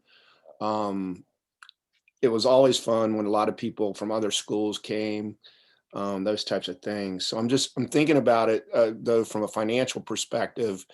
And Guy started down this path, and I'm just wondering about how much money you can get your hands on, and whether there's non-dilutive money. So, are you guys, looped into like the economic development group in West Virginia to find out, how much money you can get your hands on? Because I think your success may be tied directly to how well you can outfit. You know what I mean? How nice a facility you can put up. And so, what have you done in that realm? Like what sources of money outside this competition have you looked for? So we have entered other competitions. Bree was just in one yesterday. It helped out a little bit, but other than that, we could probably ask for loans, or do customer experience, so where customers would buy stuff from us before the rink actually opens, and we could put that money towards the rink itself. And to add to Reggie, we had also worked with the 3 Steps to Startup program that had been offered through this competition. So we'd probably reach out to them following the competition and see what other services that they could link us up with. We'd be more than happy to help. So Kevin, to kind of piggyback off of your comment there, it might be worth exploring, because under the new recovery bill passed at the federal level, cities and counties in West Virginia are getting payment of COVID money. And this might be something that could be used for that money. I don't know exactly, but it might be worth exploring grants and some federal funding for encouragement of exercise and engagement of kids. So I think that's certainly something we need to put on the radar.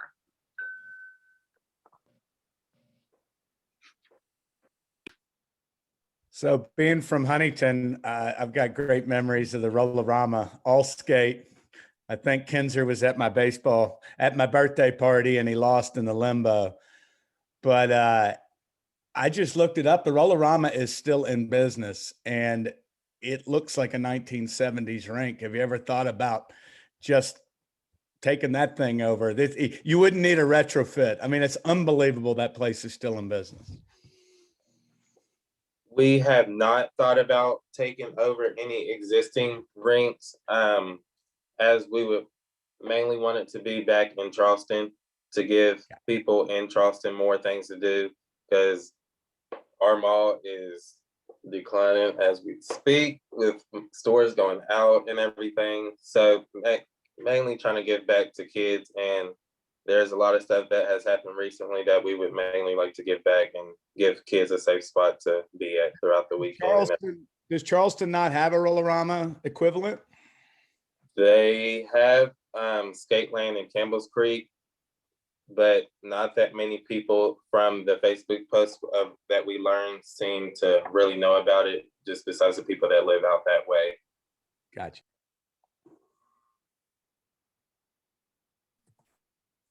Any other questions, comments? Guys, I'll throw out there really quick that I'm from Parkersburg, West Virginia, and at Skate Country, we had couple skate, and that is how I got my first boyfriend. So I remember those days. Yes. Yeah. So something that if I'm coming, I better be couple skating. All right. Any final thoughts, judges? Okay. Thank you, guys. Thank you to Retro Rollers. Okay. Thank you. And up next, I got a little ahead earlier. It is for real this time, the Still City Strings, Andrew Percy. Hello, my name's Andrew Percy, and this is Still City Strings.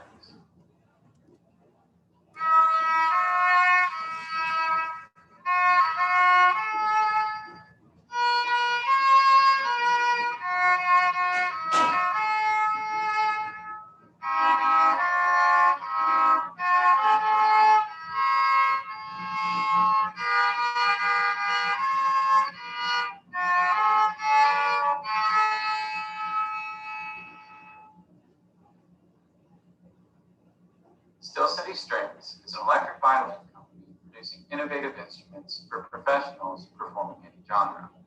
Each of our violins is themed off of a decade of the last 100 years with customized electronics to fit the sounds of the era. For example, our 90s pop country model, the Southern Belle, features natural woods to emulate a fiddle or acoustic violin, and uses a combination of a humbucker pickup and piezo ceramic pickup to provide warm, clear acoustic sounds. Still City prides itself on affordable, high-quality instruments made possible through a mix of computer-aided manufacturing, fine woodworking, and lean manufacturing techniques. So Still City Strings came about out of a combination of my passions for woodworking, music, and manufacturing, as I've found in the last 4 years in my engineering program. And I grew up playing classical music on an acoustic violin. I was trained classically for about 15 years before going to Berklee College of Music on a full ride scholarship. And at Berklee is really where I found my passion for electric specifically. I was playing in different bands, and we would play through bars and medium-sized venues. I quickly realized there were limitations to the instruments that were available. Many of them utilize what we call a piezo pickup, which is an electrically conductive ceramic. And those pickups tend to have a very harsh and often described as tinny sound. In addition, if you used a pickup for your acoustic violin, not only were you having the potential of damaging your nice and expensive acoustic instrument in a bar setting, but they were very prone to feedback, as a lot of mics are, especially when you're moving around on stage and next to guitar and bass amplifiers. So that really set in motion my first prototype that I made back in 2014, and has really developed into this business plan during this competition, as well as my own prototyping that I've just been doing over the years. This company will be successful for a number of reasons. One, namely, being its manufacturing processes. A violin made with traditional methods takes over 250 hours to build, while our base model, the original, takes just over 25. This is possible through our mix of CNC machining, manual milling, fine woodworking, lean manufacturing tools, and some good old-fashioned elbow grease. This brings our unit cost down low enough to allow for an 18.8% profit margin, while still addressing issues in the industry such as sustainability. Still City Strings in Phase 1 and Phase 2 will be moving away from exotic hardwoods such as ebony and rosewood that are becoming increasingly endangered, if not critically endangered already, in favor of engineered hardwoods and salvaged old growth Douglas fir. Still City will also be successful in the fact that it owns all of the essential equipment and tools needed for part-time production.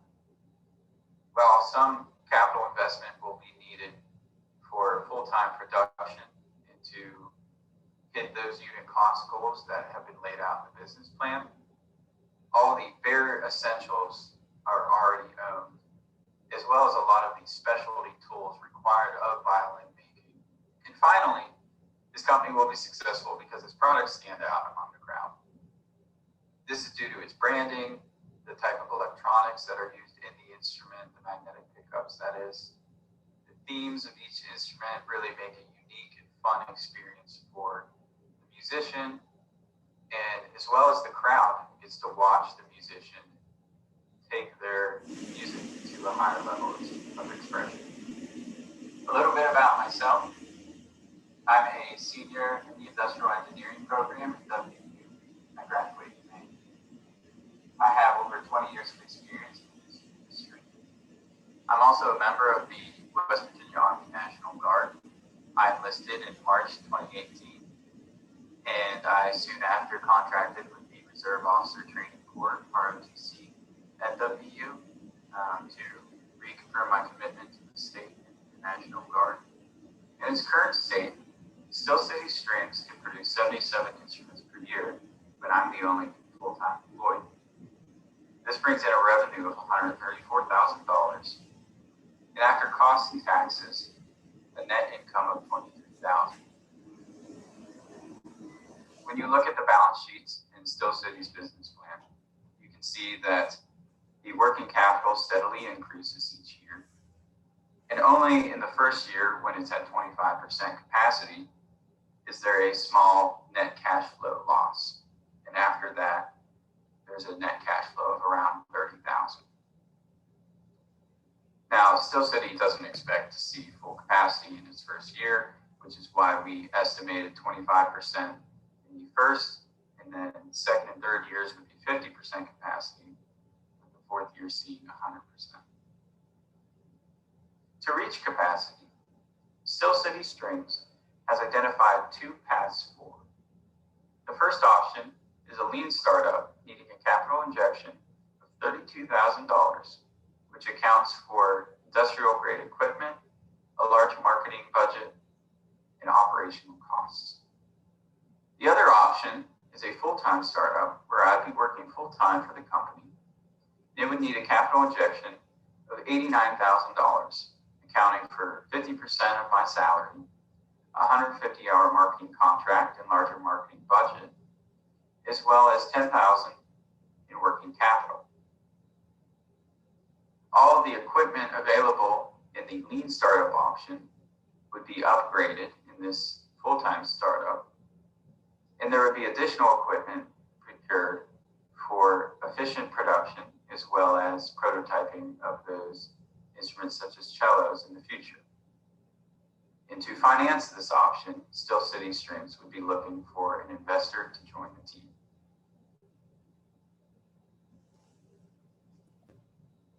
Thank you. Any questions, comments, feedback for Andrew?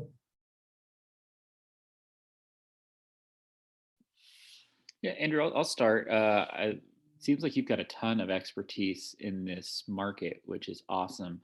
Kind of two questions I have is, where do you see I'm not sure where you want to play in this market. Are you playing to the high end of the market? Are you playing to people learning the market? I'd love to see kind of where you see fitting in the market, or if you're going to try to play in the whole side of the market. And then kind of my follow-up question to that is that it seems like the technology is really great. You have good understanding of manufacturing. It seems like distribution is really your constraint, and how you talked a little bit about marketing, but I'd love to understand more about how you plan to get the product and awareness of the product to your target market. So to start out, the idea is that I would be on the higher end of the market. There's 10 different manufacturers that produce instruments between $1,000 to $2,000, and then a couple more that produce even higher price instruments. So I'd be somewhere around that $2,000 mark. Right now I have it priced at $1,749, but that would likely go up as my numbers get a little bit more accurate. And I agree, the distribution is certainly our greatest constraint. We have talked about different shipping options, whether we include shipping or charge for shipping. And there are a few retail stores that specialize in electric violins that we're planning to reach out to here in the next year or so as the prototype gets finalized. So that's kind of the first part of that. Could you repeat the third question? Yeah, those are really my two core questions, Andrew. I think what I would build on is that you have a very distinctive product, and I would encourage you to make it even more distinctive and make it unique in the market, so you have kind of design and brand differentiation from your product, so that you can hopefully use that to drive influence and distribution. I think it goes back to, you've got to make this the cool violin option at the high end of the market. And if it becomes the cool violin option at the high end of the market, then that will enable you and give you the demand if you ever want to move down the market to be able to do so. And so I think my advice to you is just, how can you get it in with the right musicians, in the right retail environments, those things, to create that brand perception of, wow, this is a different take. It's not just a better product, but aesthetically it is different and better as well, other than just acoustically being better. Right. Okay, I appreciate that. So are you looking to manufacture these in your location? Are you looking to have these manufactured overseas and then brought back in and assembled? What's your plan on the manufacturing side? So manufacturing, I'm a big believer in USA made products. So I would, even as a last resort, I don't think I would even consider manufacturing them overseas. My wife and I are looking at getting a house in the next year or two, and that's where I'd manufacture them. And we're looking in the Panhandle, and eventually I would like to have a standalone location in one of those opportunity zones, so that we can manufacture in-house and keep costs as low as possible. So with your current location where you're at now, you can manufacture what you think you can't, what you have projected on your financials there? So I can, with my current setup, I can manufacture probably about half capacity. For full-time production, that's when my wife and I find a house that will be able to actually set up the shop fully. I'm working out of my in-laws shop and my dad's shop, so it's kind of bouncing back and forth. Understand. Thank you. How much of the violin is handcrafted? How much of it's machine crafted? And, you know, as you look to scale up, what's the training for the people that you're going to bring in? So right now, only one component I actually cut out with my CNC machine. It's a machine I built myself. And other than that, it was pretty much all handcrafted. Now, in the future, part of the funds that I would potentially receive from this competition, I'd like to get a larger milling machine to take some of the labor, to reduce the labor hours. And in terms of training, if I was at a point where I was going to bring on more people, a lot more of it would be computer aided manufacturing with the CNC machines. So it would be a lot less skilled work. There would still be some training involved, but it would be more assembly and setup, which is anything that a skilled carpenter can do. Hey, Andrew, it's Kevin Combs. I happen to live in Charlottesville most of the time, and there's this little band down here called Dave Matthews, and they've got this fiddler named Boyd Tinsley. That's kind of we played sports with his kids and stuff. Do you have an iconic figure in the industry that you've got your sights on, to, or is somebody already using your violin? So I don't have anyone specific in the industry yet using my violin. This is really only my second iteration of the prototype, and there's a couple more kinks that I want to work out. It's fully functional, and it actually emulates an acoustic violin really well. But I have not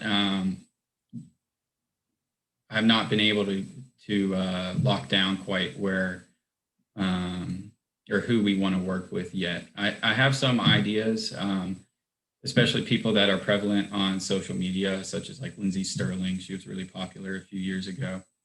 And the plan is in the future is to moving forward is to reach out to those people. Awesome.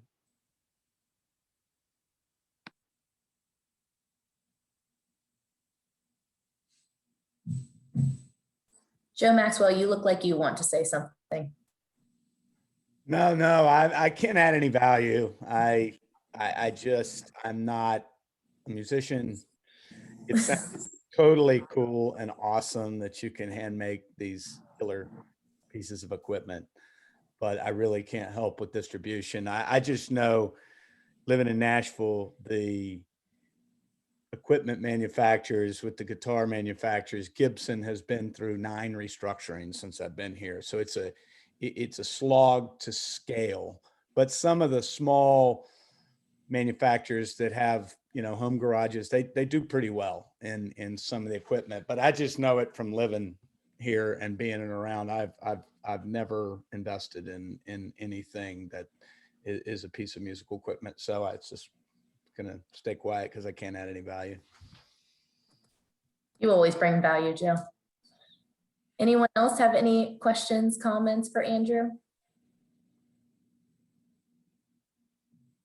Okay, all right. Well, thank you, Andrew. We appreciate you.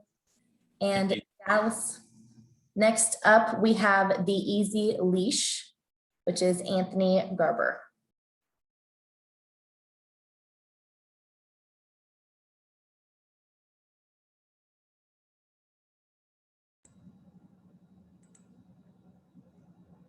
Hello everyone, my name is Anthony Garber, and today I present to you my idea called the Easy Leash.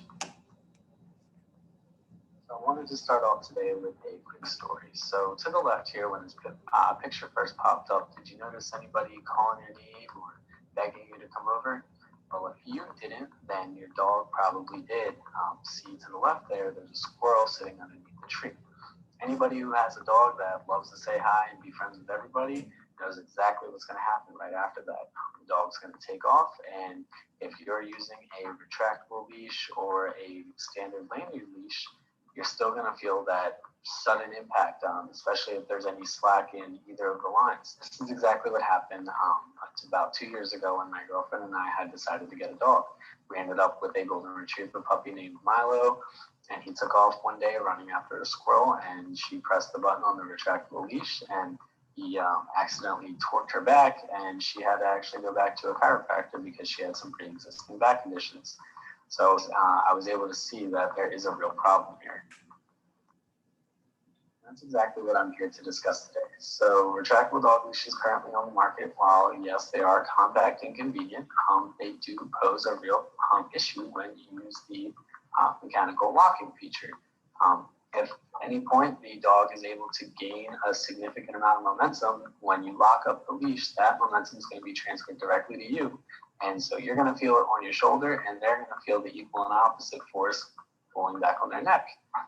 To me, this was a problem, and so I set out to fix it. I started by trying to evaluate if there were any options out there that would allow the user to relieve any force that's being applied to them.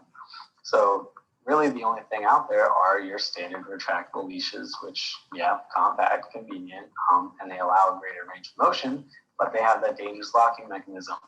And then your standard lanyard leashes, they're, good for leash training, especially younger dogs, but they have a low range of motion, and the slack that can be created in the line when the dog is close to you can act the same way as when you have the locking mechanism on the retractable leash.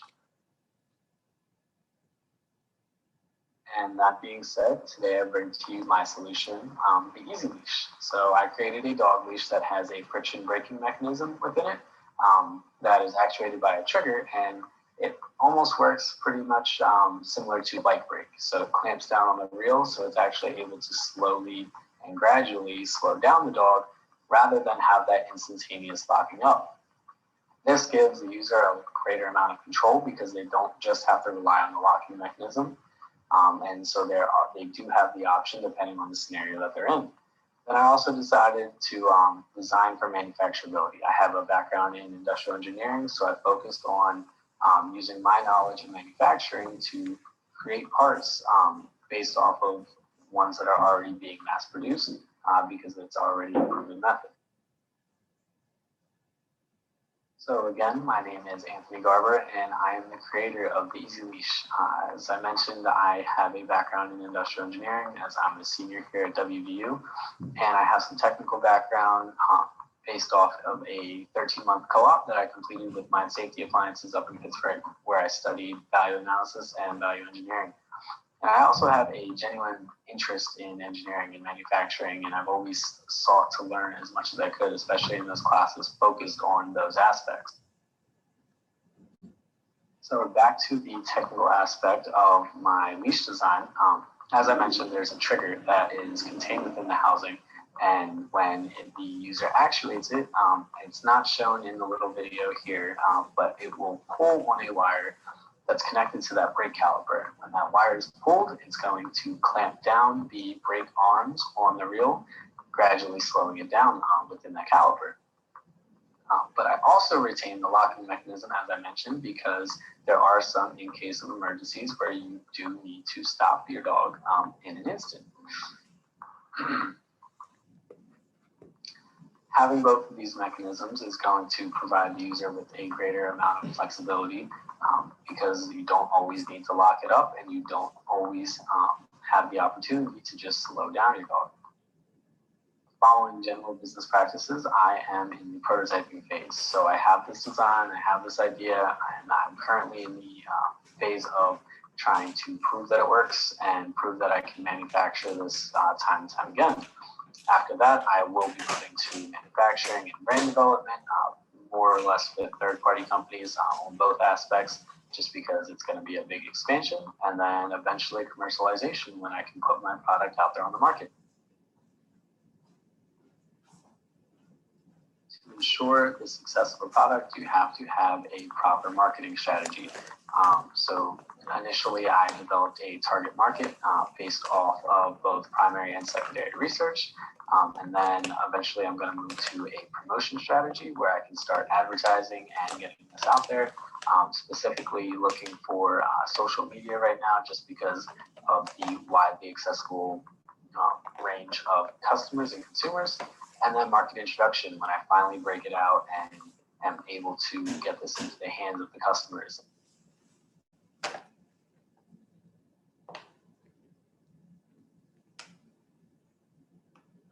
Market size is also an important step. So the potential market for the pet industry in 2020 grossed over $99 billion, with over $4.5 billion being just pet supplies alone. So based off that and some historical data on products that I was able to find, the market revenue was estimated at upwards of $250 million. As part of my research, I also conducted a full SWOT analysis, specifically starting with the strengths of my product and the company as a whole, then moving towards the weaknesses, eventually to opportunities that could open up in the near future, and then threats to what could potentially be a major pitfall or setback. As of right now, I'm currently in the process of establishing an LLC to conduct business for Easy Leash. It's also going to hold the assets such as the patent that's currently pending for my design. As of right now, I also have no investors or partners, so I maintain full ownership. I'm competing in business plan competitions and pitch competitions to try to gain capital and also exposure. And then I'm planning to base my operations in Morgantown after I graduate in the fall of 2021. Here I have a quick analysis of my top competitors. As you can see, they may all have their strong suits, but they all also fall short in the one aspect that I'm trying to fix. So my initial budget plan is going to be roughly $82,000. As you can see here, I have some categories, and then on this slide, I have a complete breakdown on use of funds for the initial capital needed. And my next steps are going to be focused around design, marketing, and manufacturing moving forward.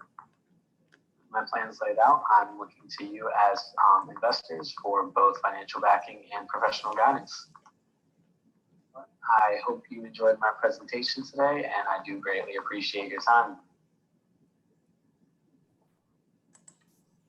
Okay, great. Judges, any thoughts? The first rule of marketing is that babies and puppies work.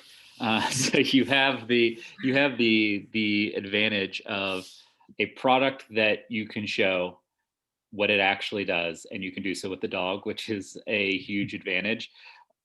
I guess my question for you is, it seems like a pretty no-brainer e-commerce business with some probably retail distribution, promo through Instagram ads, Facebook ads, and organic social. I think it's just like, how quickly can you get started? It's a great idea. Have you thought about raising that initial 80 to 100K Kickstarter or via Republic or one of those platforms? Or like, how do you think about that initial capital process? So I have been thinking about some of these aspects, especially with moving faster, but my big issue is that my patent isn't secured yet and the design isn't exactly finalized. So I don't want to rush gaining capital and then have any kind of fall through. But I am looking to, once I can, expand pretty quickly. I think it's something that can pick up market traction relatively quick. Yeah, I think especially in the consumer product space, the piece of advice I'd give you is start building that audience now before you have that product finalized, because this is a product that any pet owner is probably going to want to buy multiple of if they like it. And being able to establish engagement and education with pet owners through social, through a website with web content, or through YouTube, whatever channels you decide are going to be the primary kind of distribution channels for this, I would go ahead and get started on that now while you're waiting on bureaucracy and everybody to do their job, because your margins are going to be great. You're going to get this patent. You're going to have a lot of that stuff done, and your core constraint's just going to be distribution. Anthony, it's Joe Maxwell. We've already spoken because when I read the business plan, I reached out to you and already offered you money. But, have you thought more about licensing versus the productization? I mean, it is a category. I think you have to defend and obtain the IP. I think that's very, very wise. and then pre-launch. But I really like, Kip, that you could build, you could actually work both threads, where you could build a little presence on a direct platform while cutting some licensing deals to the big boys, because this pet space, you know, we know it's a massive space. And I just worry about someone knocking off and tweaking the IP, because as we all know, it's pretty easy.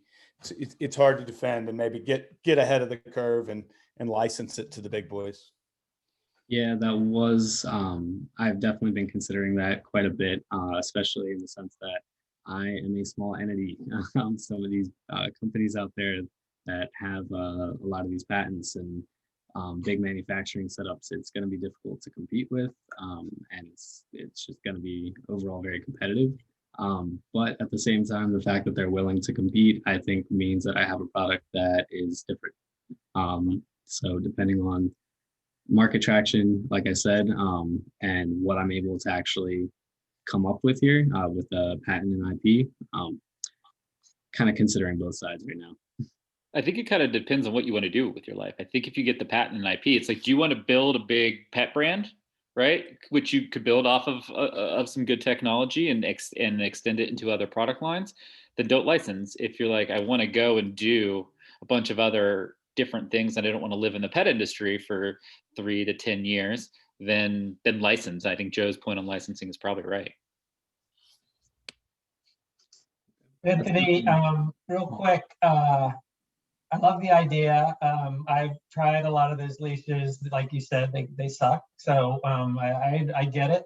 My question is, how quickly can you do the prototype? I mean, I think actually seeing it work, we all get the idea, but you know, there's also always this hesitancy. Is it really going to work? So, you know, I know you have to work on the patent and everything like that, but at the same time, when do you think you could get a prototype where we could actually see it work? And then I think it takes off from there. We're moving relatively quick with it. I'm working with Launch Lab at Idea Hub at WVU. We're moving along with it, trying to develop all of the little smaller pieces. There's a lot of support pieces because we're not necessarily looking to base everything physically right now off of our own case. It's just going to be a lot easier to start building out these smaller parts and then building into a case that's already produced, like if we go to PetSmart and rip something open. And it's going to be a lot cheaper too.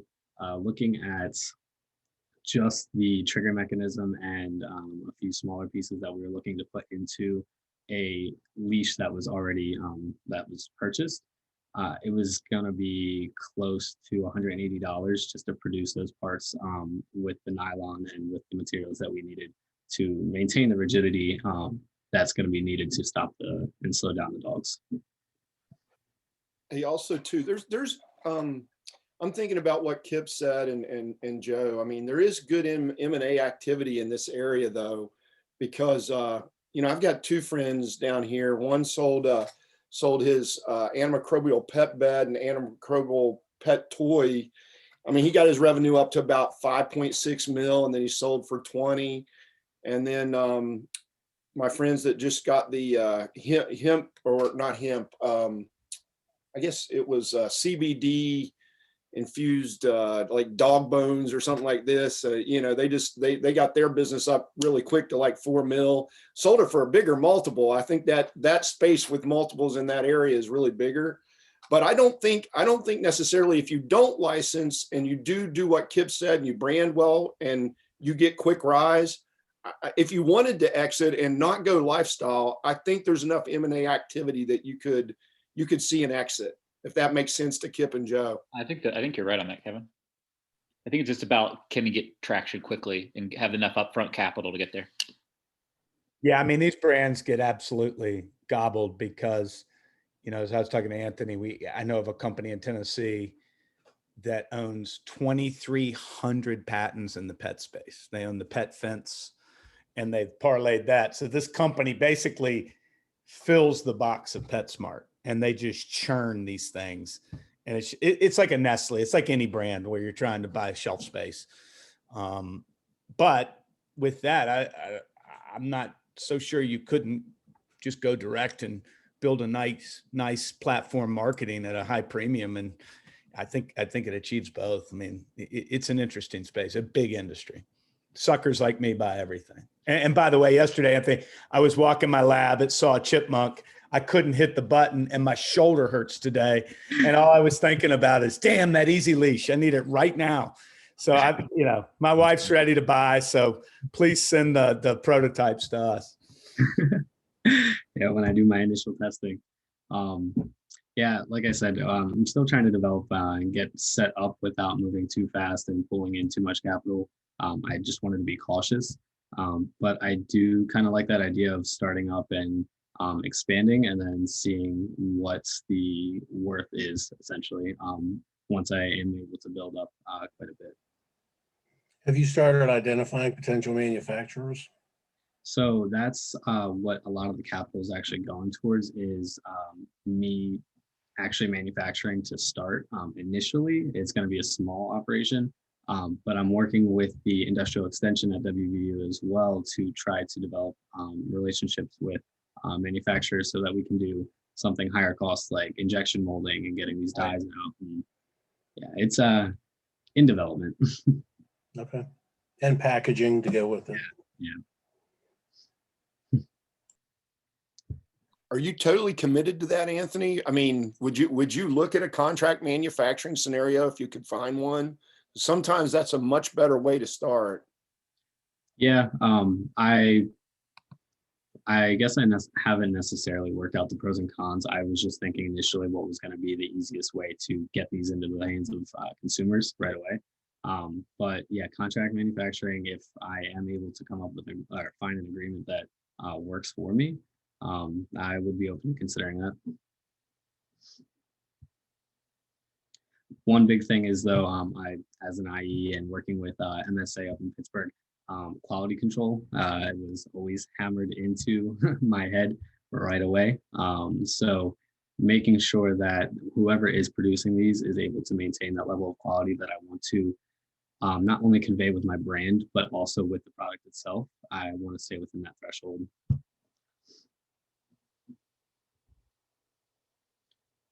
And also, I do apologize about rushing a little bit through the video.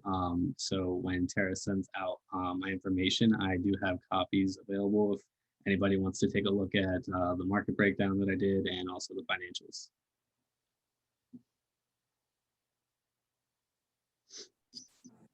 We're running a little ahead of schedule. If we have any final questions, thoughts. Hey, Kip. This seems like an ideal product to validate market demand through, a Reg CF offering on one of the large platforms. How much do you think it would cost to put a nice little marketing campaign around a CF campaign to validate again demand? I don't think it costs a lot, probably 25 grand. That's what I'm thinking. Yeah, I was gonna say 20 to 30, ballpark it at 25.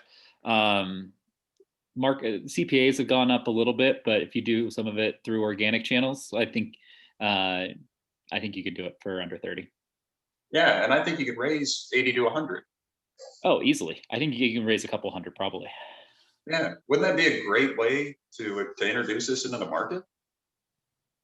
I think once he had his patent locked up and his IP locked up, that's probably the route I was going to do it if I wasn't doing the licensing route. Yeah. Okay. Just wanted to get your thoughts on that. Yeah, that was awesome. That's a good point of view. I would love to hear some more information about that route because I am still trying to figure out where exactly I'm going to fit in and where exactly I need to apply the most pressure when getting into the market. So feel free to email me about that one. Anthony, I gave them all of your information, so. Sounds good. Okay, any final thoughts? Okay, gang. Thank you, Anthony. Dallas, can we please tee up Wildflower? Michelle.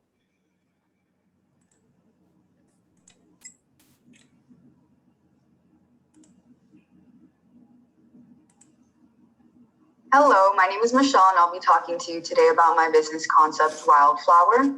Before I get started, I'd like to tell you a little bit about myself. I'm a sophomore at Shepherd University, majoring in business administration and minoring in entrepreneurship.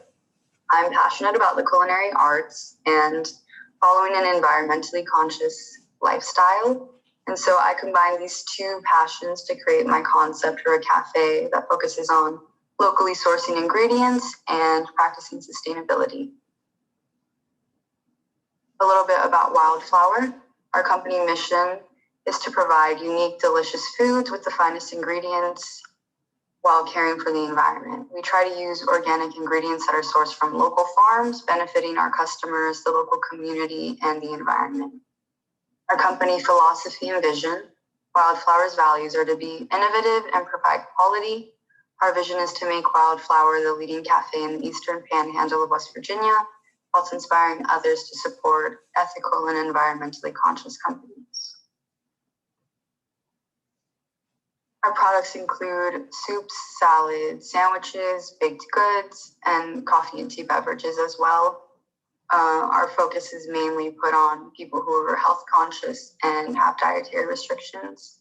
So people who are vegan, vegetarian, or gluten-free, but we also want people who maybe aren't as concerned with healthy food options to give our food a try, because we kind of want people to understand that healthy food doesn't have to be boring or uninteresting. What makes Wildflower unique? As I mentioned earlier, we provide healthier food options and dietary restriction-friendly options. In addition to that, I really wanted to incorporate sustainable practices. This means that we were trying to focus on reducing plastic and food waste. In the United States, an estimated average of 22 to 33 billion pounds of food waste is produced every year. So that was particularly concerning to me, and I wanted to find a way to avoid that within our cafe by collaborating with local soup kitchens and food banks to distribute any ingredients or products that we're not able to sell for whatever reason, and provide those for people who deal with food insecurity. I also wanted to use our food scraps and coffee grounds to compost on-site. When it comes to plastic waste, I wanted to focus on the packaging of our products. Instead of using single-use plastics, which is very common within limited service restaurants, we're trying to focus on compostable or biodegradable packaging. And for our high-quality products, our products are created fresh daily. The incorporation of locally sourced ingredients also means that they tend to be of higher quality than your typical product. And for moderate pricing, we wanted to make sure that our products they reflect the quality which we provide, but we also want it to be accessible. For speed, we want our restaurant to be a place where you can come and dine in if you'd like, or if you're on the go, you can take an order with you to class or to work. You can also order ahead of time using our website. And for an inviting atmosphere, we want our customers to feel welcome and at home when they come to our cafe. With our relationship within Shepherd and the community as a whole, we wanted to focus on embracing the already existing culture. A lot of people within the town tend to be very environmentally conscious and mindful of things like where their food is coming from and other things like that. So we feel like the values of our brand really align with the culture within the community and the views of people who live in the area. Our ideal location will include the following qualities. It'll be accessible to pedestrians and drivers, located in an area where specialty foods are valued, close proximity to the college campus, historic sites, and recreational areas. It will also be located in a high traffic area. Square footage required will be from 1,000 to 1,750 square feet. All of these qualities are particularly important so that we can meet the needs of our ideal customer, which would be college students, white-collar professionals, and any tourists who are visiting this part of West Virginia from Virginia, Maryland, or Washington, D.C. And for opportunities for growth, we hope to cater in the future for large events like weddings, birthdays, locations, hopefully open more in other parts of the state or the country as a whole. And we'd also like to have full service restaurants, not just a quick service restaurant at some point. A lot of students talk about how there's not really places where they can hang out and enjoy themselves between classes or in their free time. So they want to be able to be within Shepherdstown and still feel part of, the culture and the community. Our impact. We hope to inspire people to be more conscious of what they purchase and to support local businesses. We also hope to promote the local economy and encourage sustainable practices. Our total startup cost is equal to $100,000. $20,000 will be provided by me. $40,000 will be used from bank loans, and an additional $40,000 will be needed from outside investors. For a 12-month profit and loss projection, our worst case scenario is that we'll make about $132,570 in gross profit within the first year. For our use of funds, $10,000 will go towards any painting or flooring renovations necessary, as well as customized light fixtures. $5,780 will go towards our chairs, tables, displays, and area for our register. Equipment and machinery will be $28,420, and that'll cover our kitchen essentials like our oven, refrigerator, freezer, and so on. Our fixtures will be $5,000. Rent and related costs will be $4,200, and that'll be 2 months worth of rent plus maintenance. Utility deposits will be $1,000. Prepaid insurance will be $2,500. Pre-opening salaries will be $5,000, and that'll be so that we can train our employees before we open. Prepaid marketing will be $3,000. Opening inventory will be $7,950, and that'll cover any necessary ingredients, supplies, and basically everything that we would need to be able to make our product. Advertising and promotional expenses will be $4,804, and that'll cover social media marketing, email marketing, our website domain, flyers, and business cards. Our reserve for contingencies will be $7,346, and our working capital will be $15,000. I just want to say thank you for letting me be a part of this competition and listening to my business concept. Great. Any questions for Michelle? For just 6. Have you been able to identify any areas or any locations in and around the university that was already a restaurant or already a cafe that you could take over to help offset some of the startup costs? I actually haven't spoken to anybody within Shepherdstown to be able to do that, but I have considered possibly going to, there's a little market in Shepherdstown that has the similar values as we do, as our brand does, and they worry about incorporating organic products, and sustainability is one of their values. So I'd really like to probably talk to them and see if they'd be willing to help me start selling some of the products on our menu, just to kind of test it out and see if there's a market for it, and how I would need to run things eventually if I want to expand and have like a full service restaurant. Okay, so you're looking at exploring the idea of maybe a pop-up. Yeah. Okay.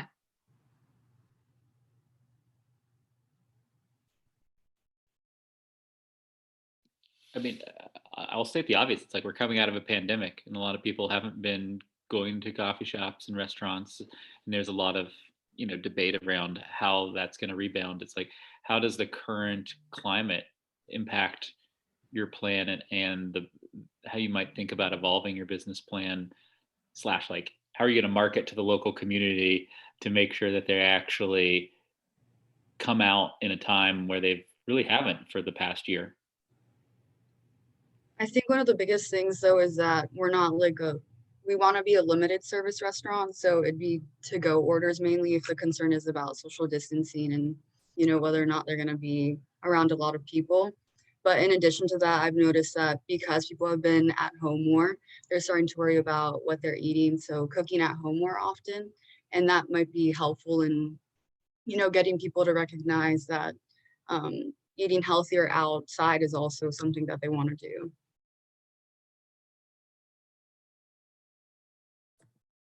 Jim Dovell, you're from the Shepherd or live in the Shepherd area. Any thoughts? Yeah, I was going to tell you a couple of things. I have, for those of you that don't know me, I teach entrepreneurship at Shepherd, but I also own a lodge which has a restaurant in it. So I have offered Michelle to basically start working on and testing her concept. So I am from a food background, and I will tell you that the food industry is going to change. There's very little question of that. And it is going to move towards healthier and quick service at the same time. And so developing a concept in this area makes quite a bit of sense. And so our intention is to, one, me personally, help Michelle in that area with developing the products and the concept and having that menu and how you develop the menu and where you source it from, because that's what's really important here. And then we all also are looking in the Shepherd campus itself, some private-public partnerships that may result in some possible space here within the next few months or maybe a year or two. So anyway, good concept. It fits in with where food is more than likely headed, and you can, if you want to verify that, just listen to Michelle. Look what she's looking for as a younger consumer.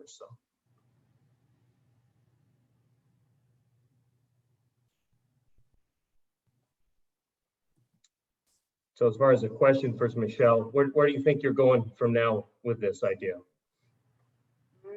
Pretty much I'd like to start with, developing the recipes and focusing on, actually going out and seeing how I can make the product. Because as somebody who likes to cook at home, I'm not used to, like selling a product is very different versus making the product at home for like families and friends. So obviously I want to focus on developing the menu better and using my resources to, find a product that is easy to make for not just me who will be working on site, but also people who I'll employ.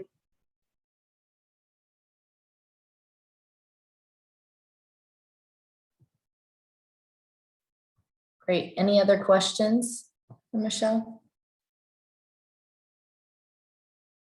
All right. Well, thank you, Michelle, for your time. All right, Dallas, can we please tee up our final presentation of the day, which is wireless telemetry? Sarah Ball.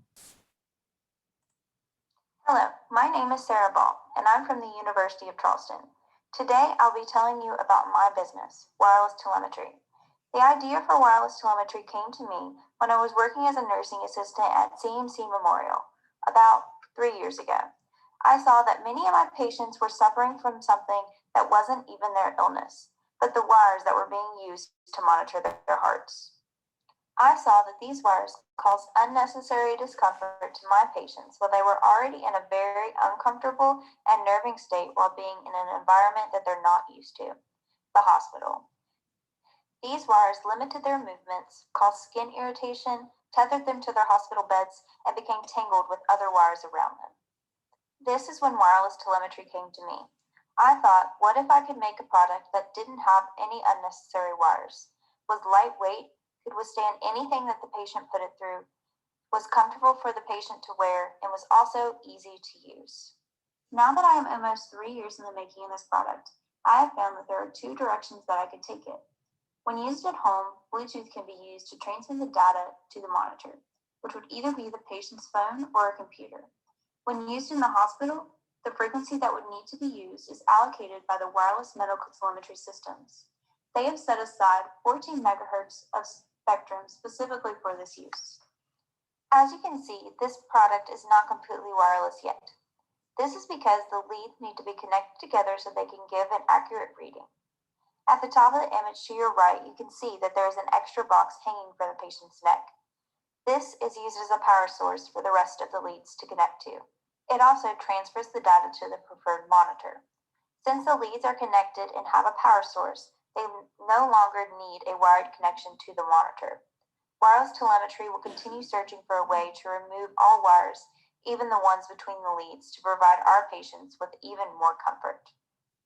Our target customer at this time are patients that primarily use home health care. These patients suffer from one or more chronic illnesses and most require constant heart monitoring. Many of these patients suffer from a respiratory illness and have oxygen, a ventilator, or a CPAP machine at home. When there is a respiratory illness, more times than not, there's also a cardio illness.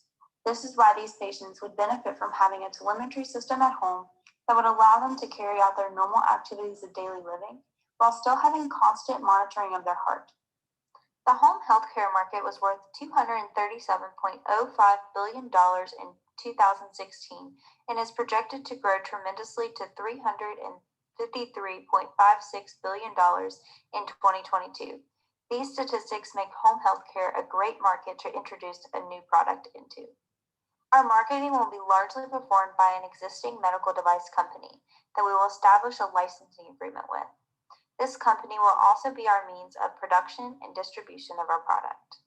Our selling strategy will involve integrating our product with another product or system that is already being used for at-home healthcare.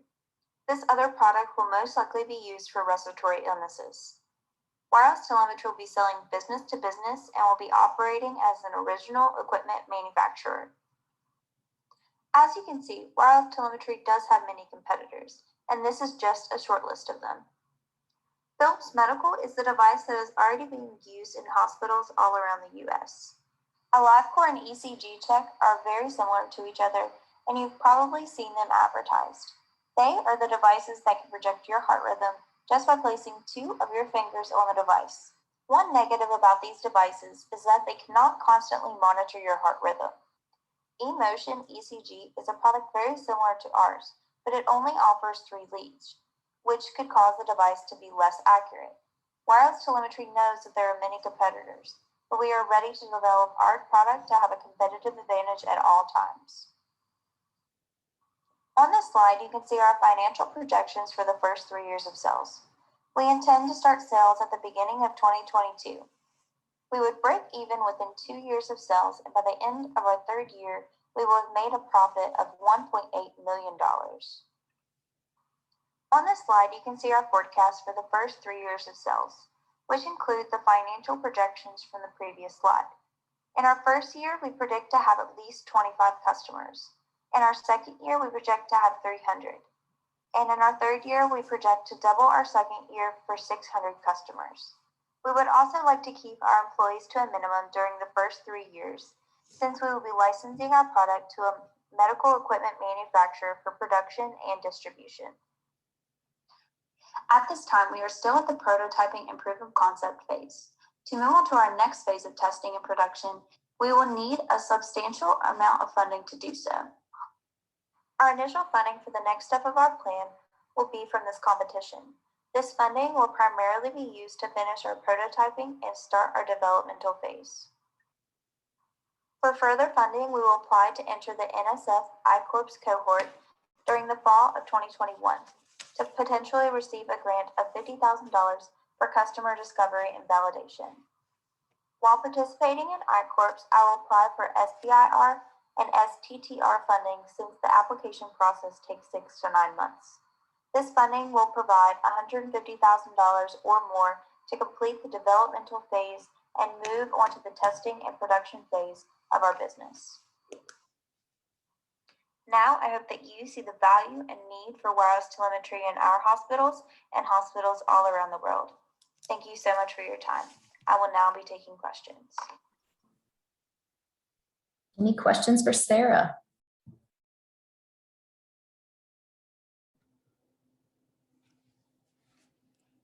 Sarah, it's a very well thought through plan. Have you looked at any of the frequency disruption? I was an investor in a low voltage infrastructure company that did nurse call. And the biggest problem with voice over IP and to go wireless was we couldn't guarantee frequency demand. And there's so many in an operating room or a hospital room, there's so many frequencies that hard wiring is a regulatory requirement. We couldn't even we couldn't even do mobile phones. That's why, like when you're in a hospital, you can't use cell phones. I'm just curious if you've leaned into that, or a lot of those issues, and this is dated, have a lot of those been securely solved? Because I know with Nurse Call, it couldn't be wireless because we were just it was maddening that we had to pull cable to retrofit hospitals. It was just so cost prohibitive we by regulation, we couldn't go wireless. So just curious your thoughts on that. The wireless medical telemetry systems that allocates the frequencies for the hospitals has set aside like I said in the presentation, the 14 megahertz of spectrum just for telemetry systems, which would be the heart monitors. So that would be my way of making sure that none of there's any cross path there, or any disruption there. There would be a lot of testing done to make sure that there wouldn't be any disruption before we would actually put that onto hospital floors. That's why I'm wanting to go the home healthcare market first, since there wouldn't be much disruption in the home, since it would be going to their either their phone or their computer monitor. Yeah, because with the malpractice insurance, I mean, it was an insurance bonding issue for us. The assurity bondings to post nurse calls for a community hospital would just blow your mind just to install them, and the balance sheet requirement to lean into those contracts. So, I mean, we literally had to put 15, 20 balance sheets together just to ensure the integration. The balance sheet requirements were 10x what the cost of the integration was, because of the insurance risk. So it's just my experience, and I'm not an expert in this space, but needless to say, I sold out of that deal and I'll never do it again. So that was my experience. Okay, thank you very much for your question. Sarah, can you talk a little bit more about the customer feedback, you know, the problems with wires now and what you learned through that study? Yes, the customer feedback. I interviewed many nurses, doctors, and nursing students. Sorry, nursing students, and they all told me that many of their patients just didn't like having all those wires on them. They have oxygen at times, heart monitor, IVs, and oxygen and IVs you can't really make wireless. But this is something that you can make wireless and take some of the wires away so they're not tangled and just tethered to their hospital beds. It's one thing that I found with the customer discovery. I also interviewed many of the nurses that I worked with personally whenever I was a nursing assistant about 3 years ago. So I went back to them and got personal interviews from them.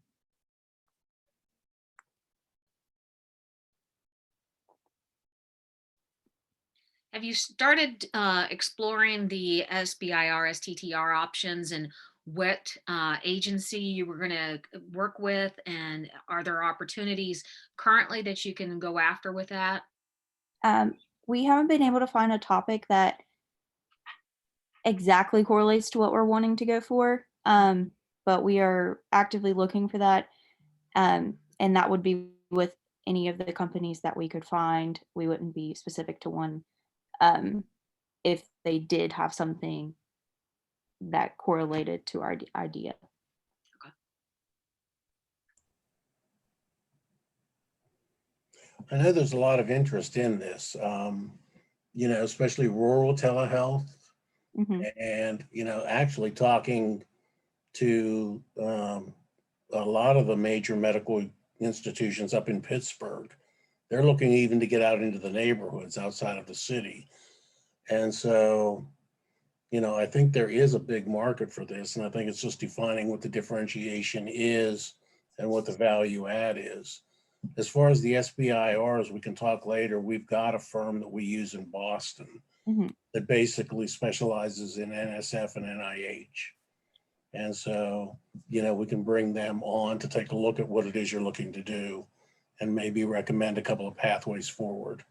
And then we have grant funding to help offset the cost of the SBIR STTR.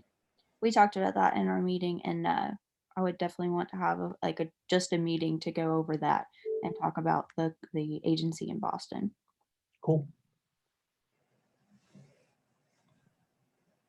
Hey, Sarah, it's Kevin Combs. A couple of things I'm thinking of. One is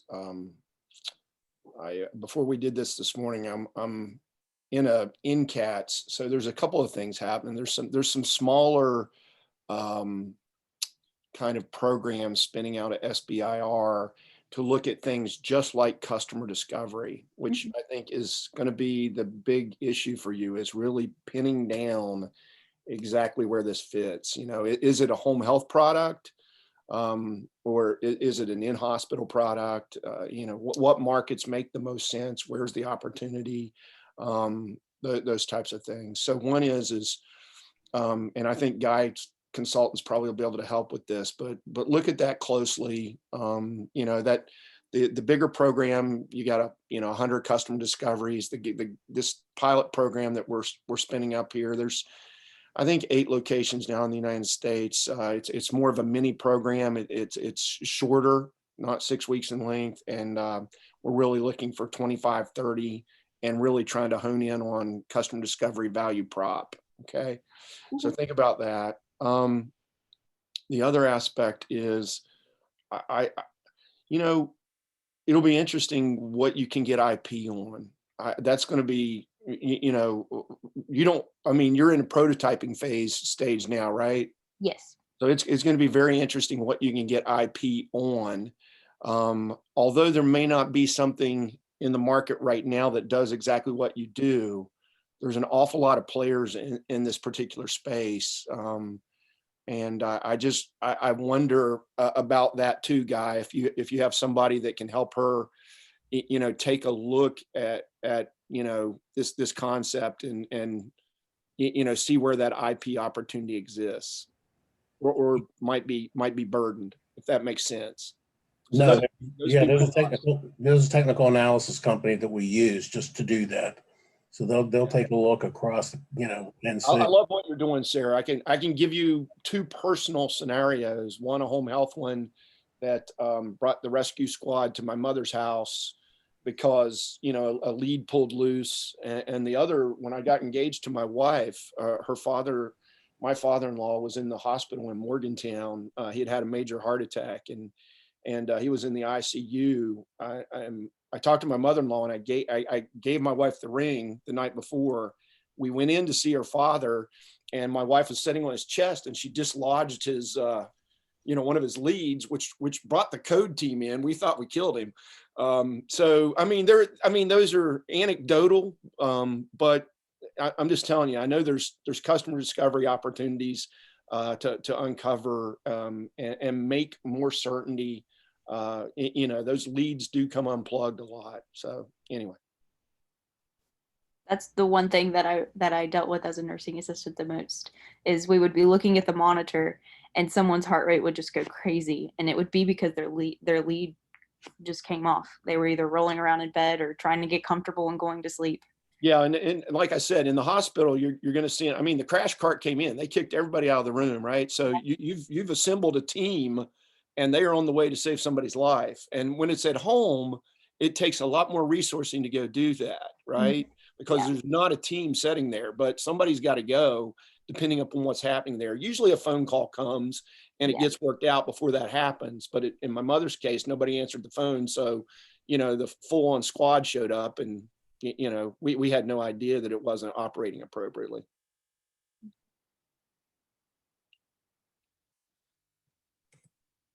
All right, gang, any final questions or thoughts for Sarah?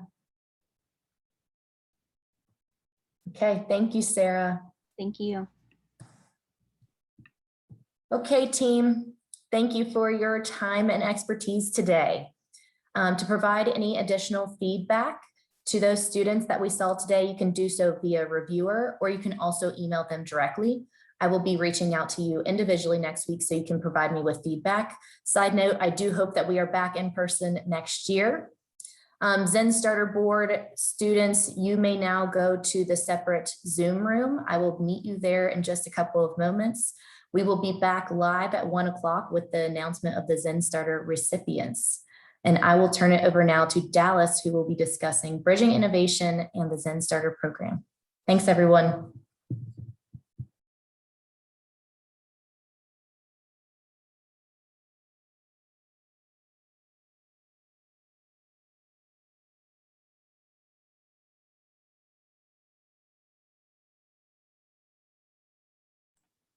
It would help if I unmuted myself.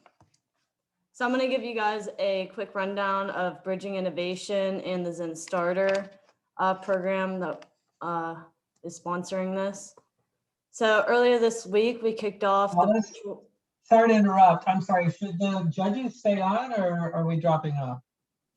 I think you guys can stay on if you guys want to see the rest of the competition, like the finalists, who's getting the money. Okay, thank you. Sorry to interrupt.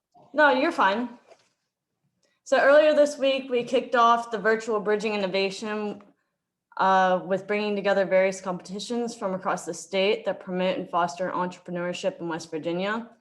The competitions ranged from supporting elementary students to college students and community members in their pursuit of becoming entrepreneurs and creating more opportunities in West Virginia. So just to give a little highlight of the past week, on Monday, April 12th, we hosted the West Virginia statewide high school business plan competition. That was hosted by the W. John Chambers College of Business and Economics and the Incovis Center, with Sunny Days Boutique and Auction, Shelby Schumann winning that. On Tuesday, April 13th, West Virginia Innovation and Business Model College Competition was hosted by Marshall University Center for Entrepreneurship and Business Innovation, also known as the I-Center. This was a statewide business model competition that was open to all students enrolled in West Virginia higher education institutions. The focus of the competition was designed for desirable, feasible, and viable businesses that are attracted to investors. Students learned and applied entrepreneurial practices like design thinking, business modeling, and lean startup to identify problems, create game-changing solutions, and develop business models by testing their assumptions on real customers. They took what they learned and either validated key assumptions or pivoted a change course. The winner for that was Morgania, a sustainable line of streetwear by Morgan Widemer. On Wednesday, April 14th, the University of Charleston held their I3 competition. I3 Day is normally a day-long annual competitive event showcasing the University of Charleston's culture of innovation through faculty, student, staff, and presentations. Classes were canceled for the day so that all UC students could participate either by presenting or supporting their friends who are. This year's top 4 student presentations was showcased in a public final round to determine the overall winner campus-wide. The grand champion for that was Sydney Schleiser, and the runner-up was Samuel Dillon. Yesterday, Seed West Virginia, hosted by the W. John Chambers College of Business and Economics. This was a $15,000 cash prize contest for new product ideas that can be brought to market in 6 to 12 months and be sold nationally or globally. The contest was open to all West Virginia residents and small businesses. The winners for that was first place Warhead Off-Road Joanna Reynolds with $7,500. Second place was Parthian Battery Solutions Augie Chico, $5,000, which he was also a winner from last year's business plan competition. Third place Appalachian Bonag, I don't know what that is. Marina Sawyer, $2,500. Crowd favorite was Chia Chu's Julian Figueretti with $500. Yesterday evening, My Hometown is Cool. That was hosted by the W Extension Services and W John Chambers College of Business and Economics. W Extension Service and the W John Chambers College of Business and Economics highlighted the voice of youth leaders through the My Hometown is Cool statewide competitions. Teams of youth ages from 9 to 18 years old were invited to submit a 3-minute video that demonstrates what makes their hometown cool and one idea for making your hometown cooler. The competition was open to teams of 2 or more youths in West Virginia. The winners were from Greenbrier County, Marshall, Nicholas, and McDowell counties. Also yesterday was the Stand Watch Academy program, Stand Watch Academy High School competition. This program produced real-world businesses that provide high school students with educational and career choices. It successfully bridges the gap between what students learn in the classroom and what they will find in the marketplace after graduation. I believe there were 3 winners. It ran too long and they did not release the winners via social media. And then finally, ending the week-long event today, the West Virginia Collegiate Business Plan Competition, which was hosted again by W. John Chambers College of Business and Economics and the Inkoven Center for Innovation. The Secretary of State released a video highlighting all of this earlier this week with Mac Warner to celebrate bridging innovation. I will play that.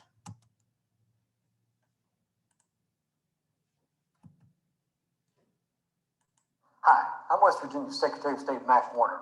This week is West Virginia's first ever Bridging Innovation Week. This is an opportunity for us to recognize and celebrate innovation and entrepreneurship. Each day we will be announcing finalists and winners of competitions featuring the business ideas and concepts of West Virginians of all ages. This will include elementary students, high school students, college students, and beyond. The competitions feature the best and brightest of young entrepreneurs anywhere in the nation. On behalf of the Governor and the Board of Public Works, I congratulate all of the finalists. You're already winners to us. When you start your new businesses, be sure to come see us in the Secretary of State's office so we can get you registered so you can start producing goods and services for the people of this great state. I congratulate you and the best of luck to all of our finalists.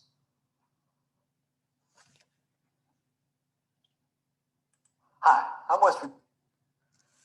And then finally, we would like to give a special thanks to Ray Zinn. Ray Zinn holds the record as the longest serving CEO of a publicly traded company in Silicon Valley.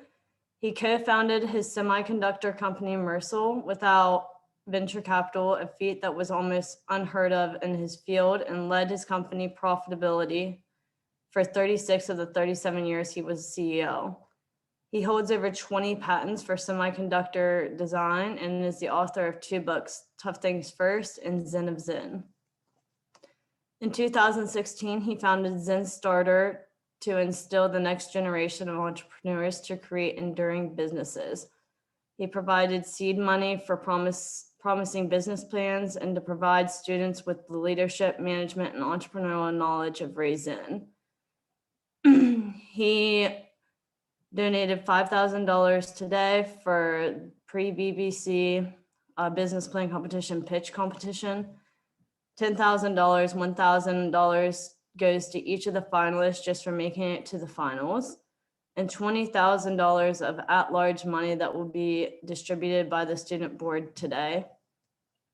Thank you again, Ray Zinn, for investing in the future of West Virginia through Zen Starter's contribution to WU and the West Virginia Business Plan Competition.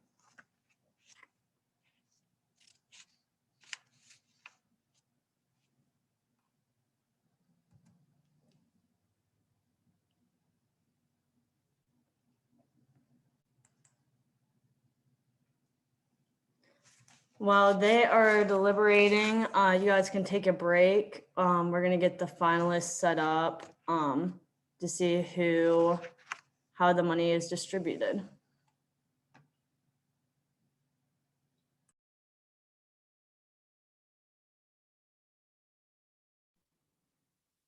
Alice, any idea how long? The schedule says. All right. All right, good afternoon, everyone. Thank you for tuning in to the 15th annual West Virginia statewide Collegiate Business Plan Competition.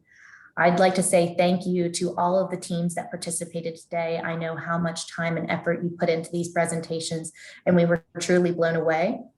Thank you to the coaches that helped all of these teams get to where we are today. You guys are the power behind the scenes, and I am so appreciative of your time and dedication to this competition, to these students across the state of West Virginia. To our coaches, or to our judges, thank you guys for your time and expertise today. These students learned valuable information, and I'm very grateful for you taking the time out of your day to help these students. And finally, Dallas, thank you to being my right-hand man today and getting us on, keeping us on track. So I truly appreciate you. I know that you guys all want to know who won the Zen Starter money. So without further ado, the Zen Starter recipients this year are Joe to Go, $1,000, Pet Record, $1,500, the Easy Leash, $2,250, Wireless Telemetry, $2,250, Still City Strings LLC, $3,000, Mountain Country Farms, $5,000. Congratulations and thank you, Ray Zinn, for the continued support of the Collegiate Business Playing Competition. We really appreciate the Zen Starter program, and thank you again. One final announcement, if you guys are interested, the April Arts and Pitch Competition opened today, and it will run until April 22nd. If you would like to learn more information about this competition, you can go to the WVU Launch Labs website. Thank you, everyone.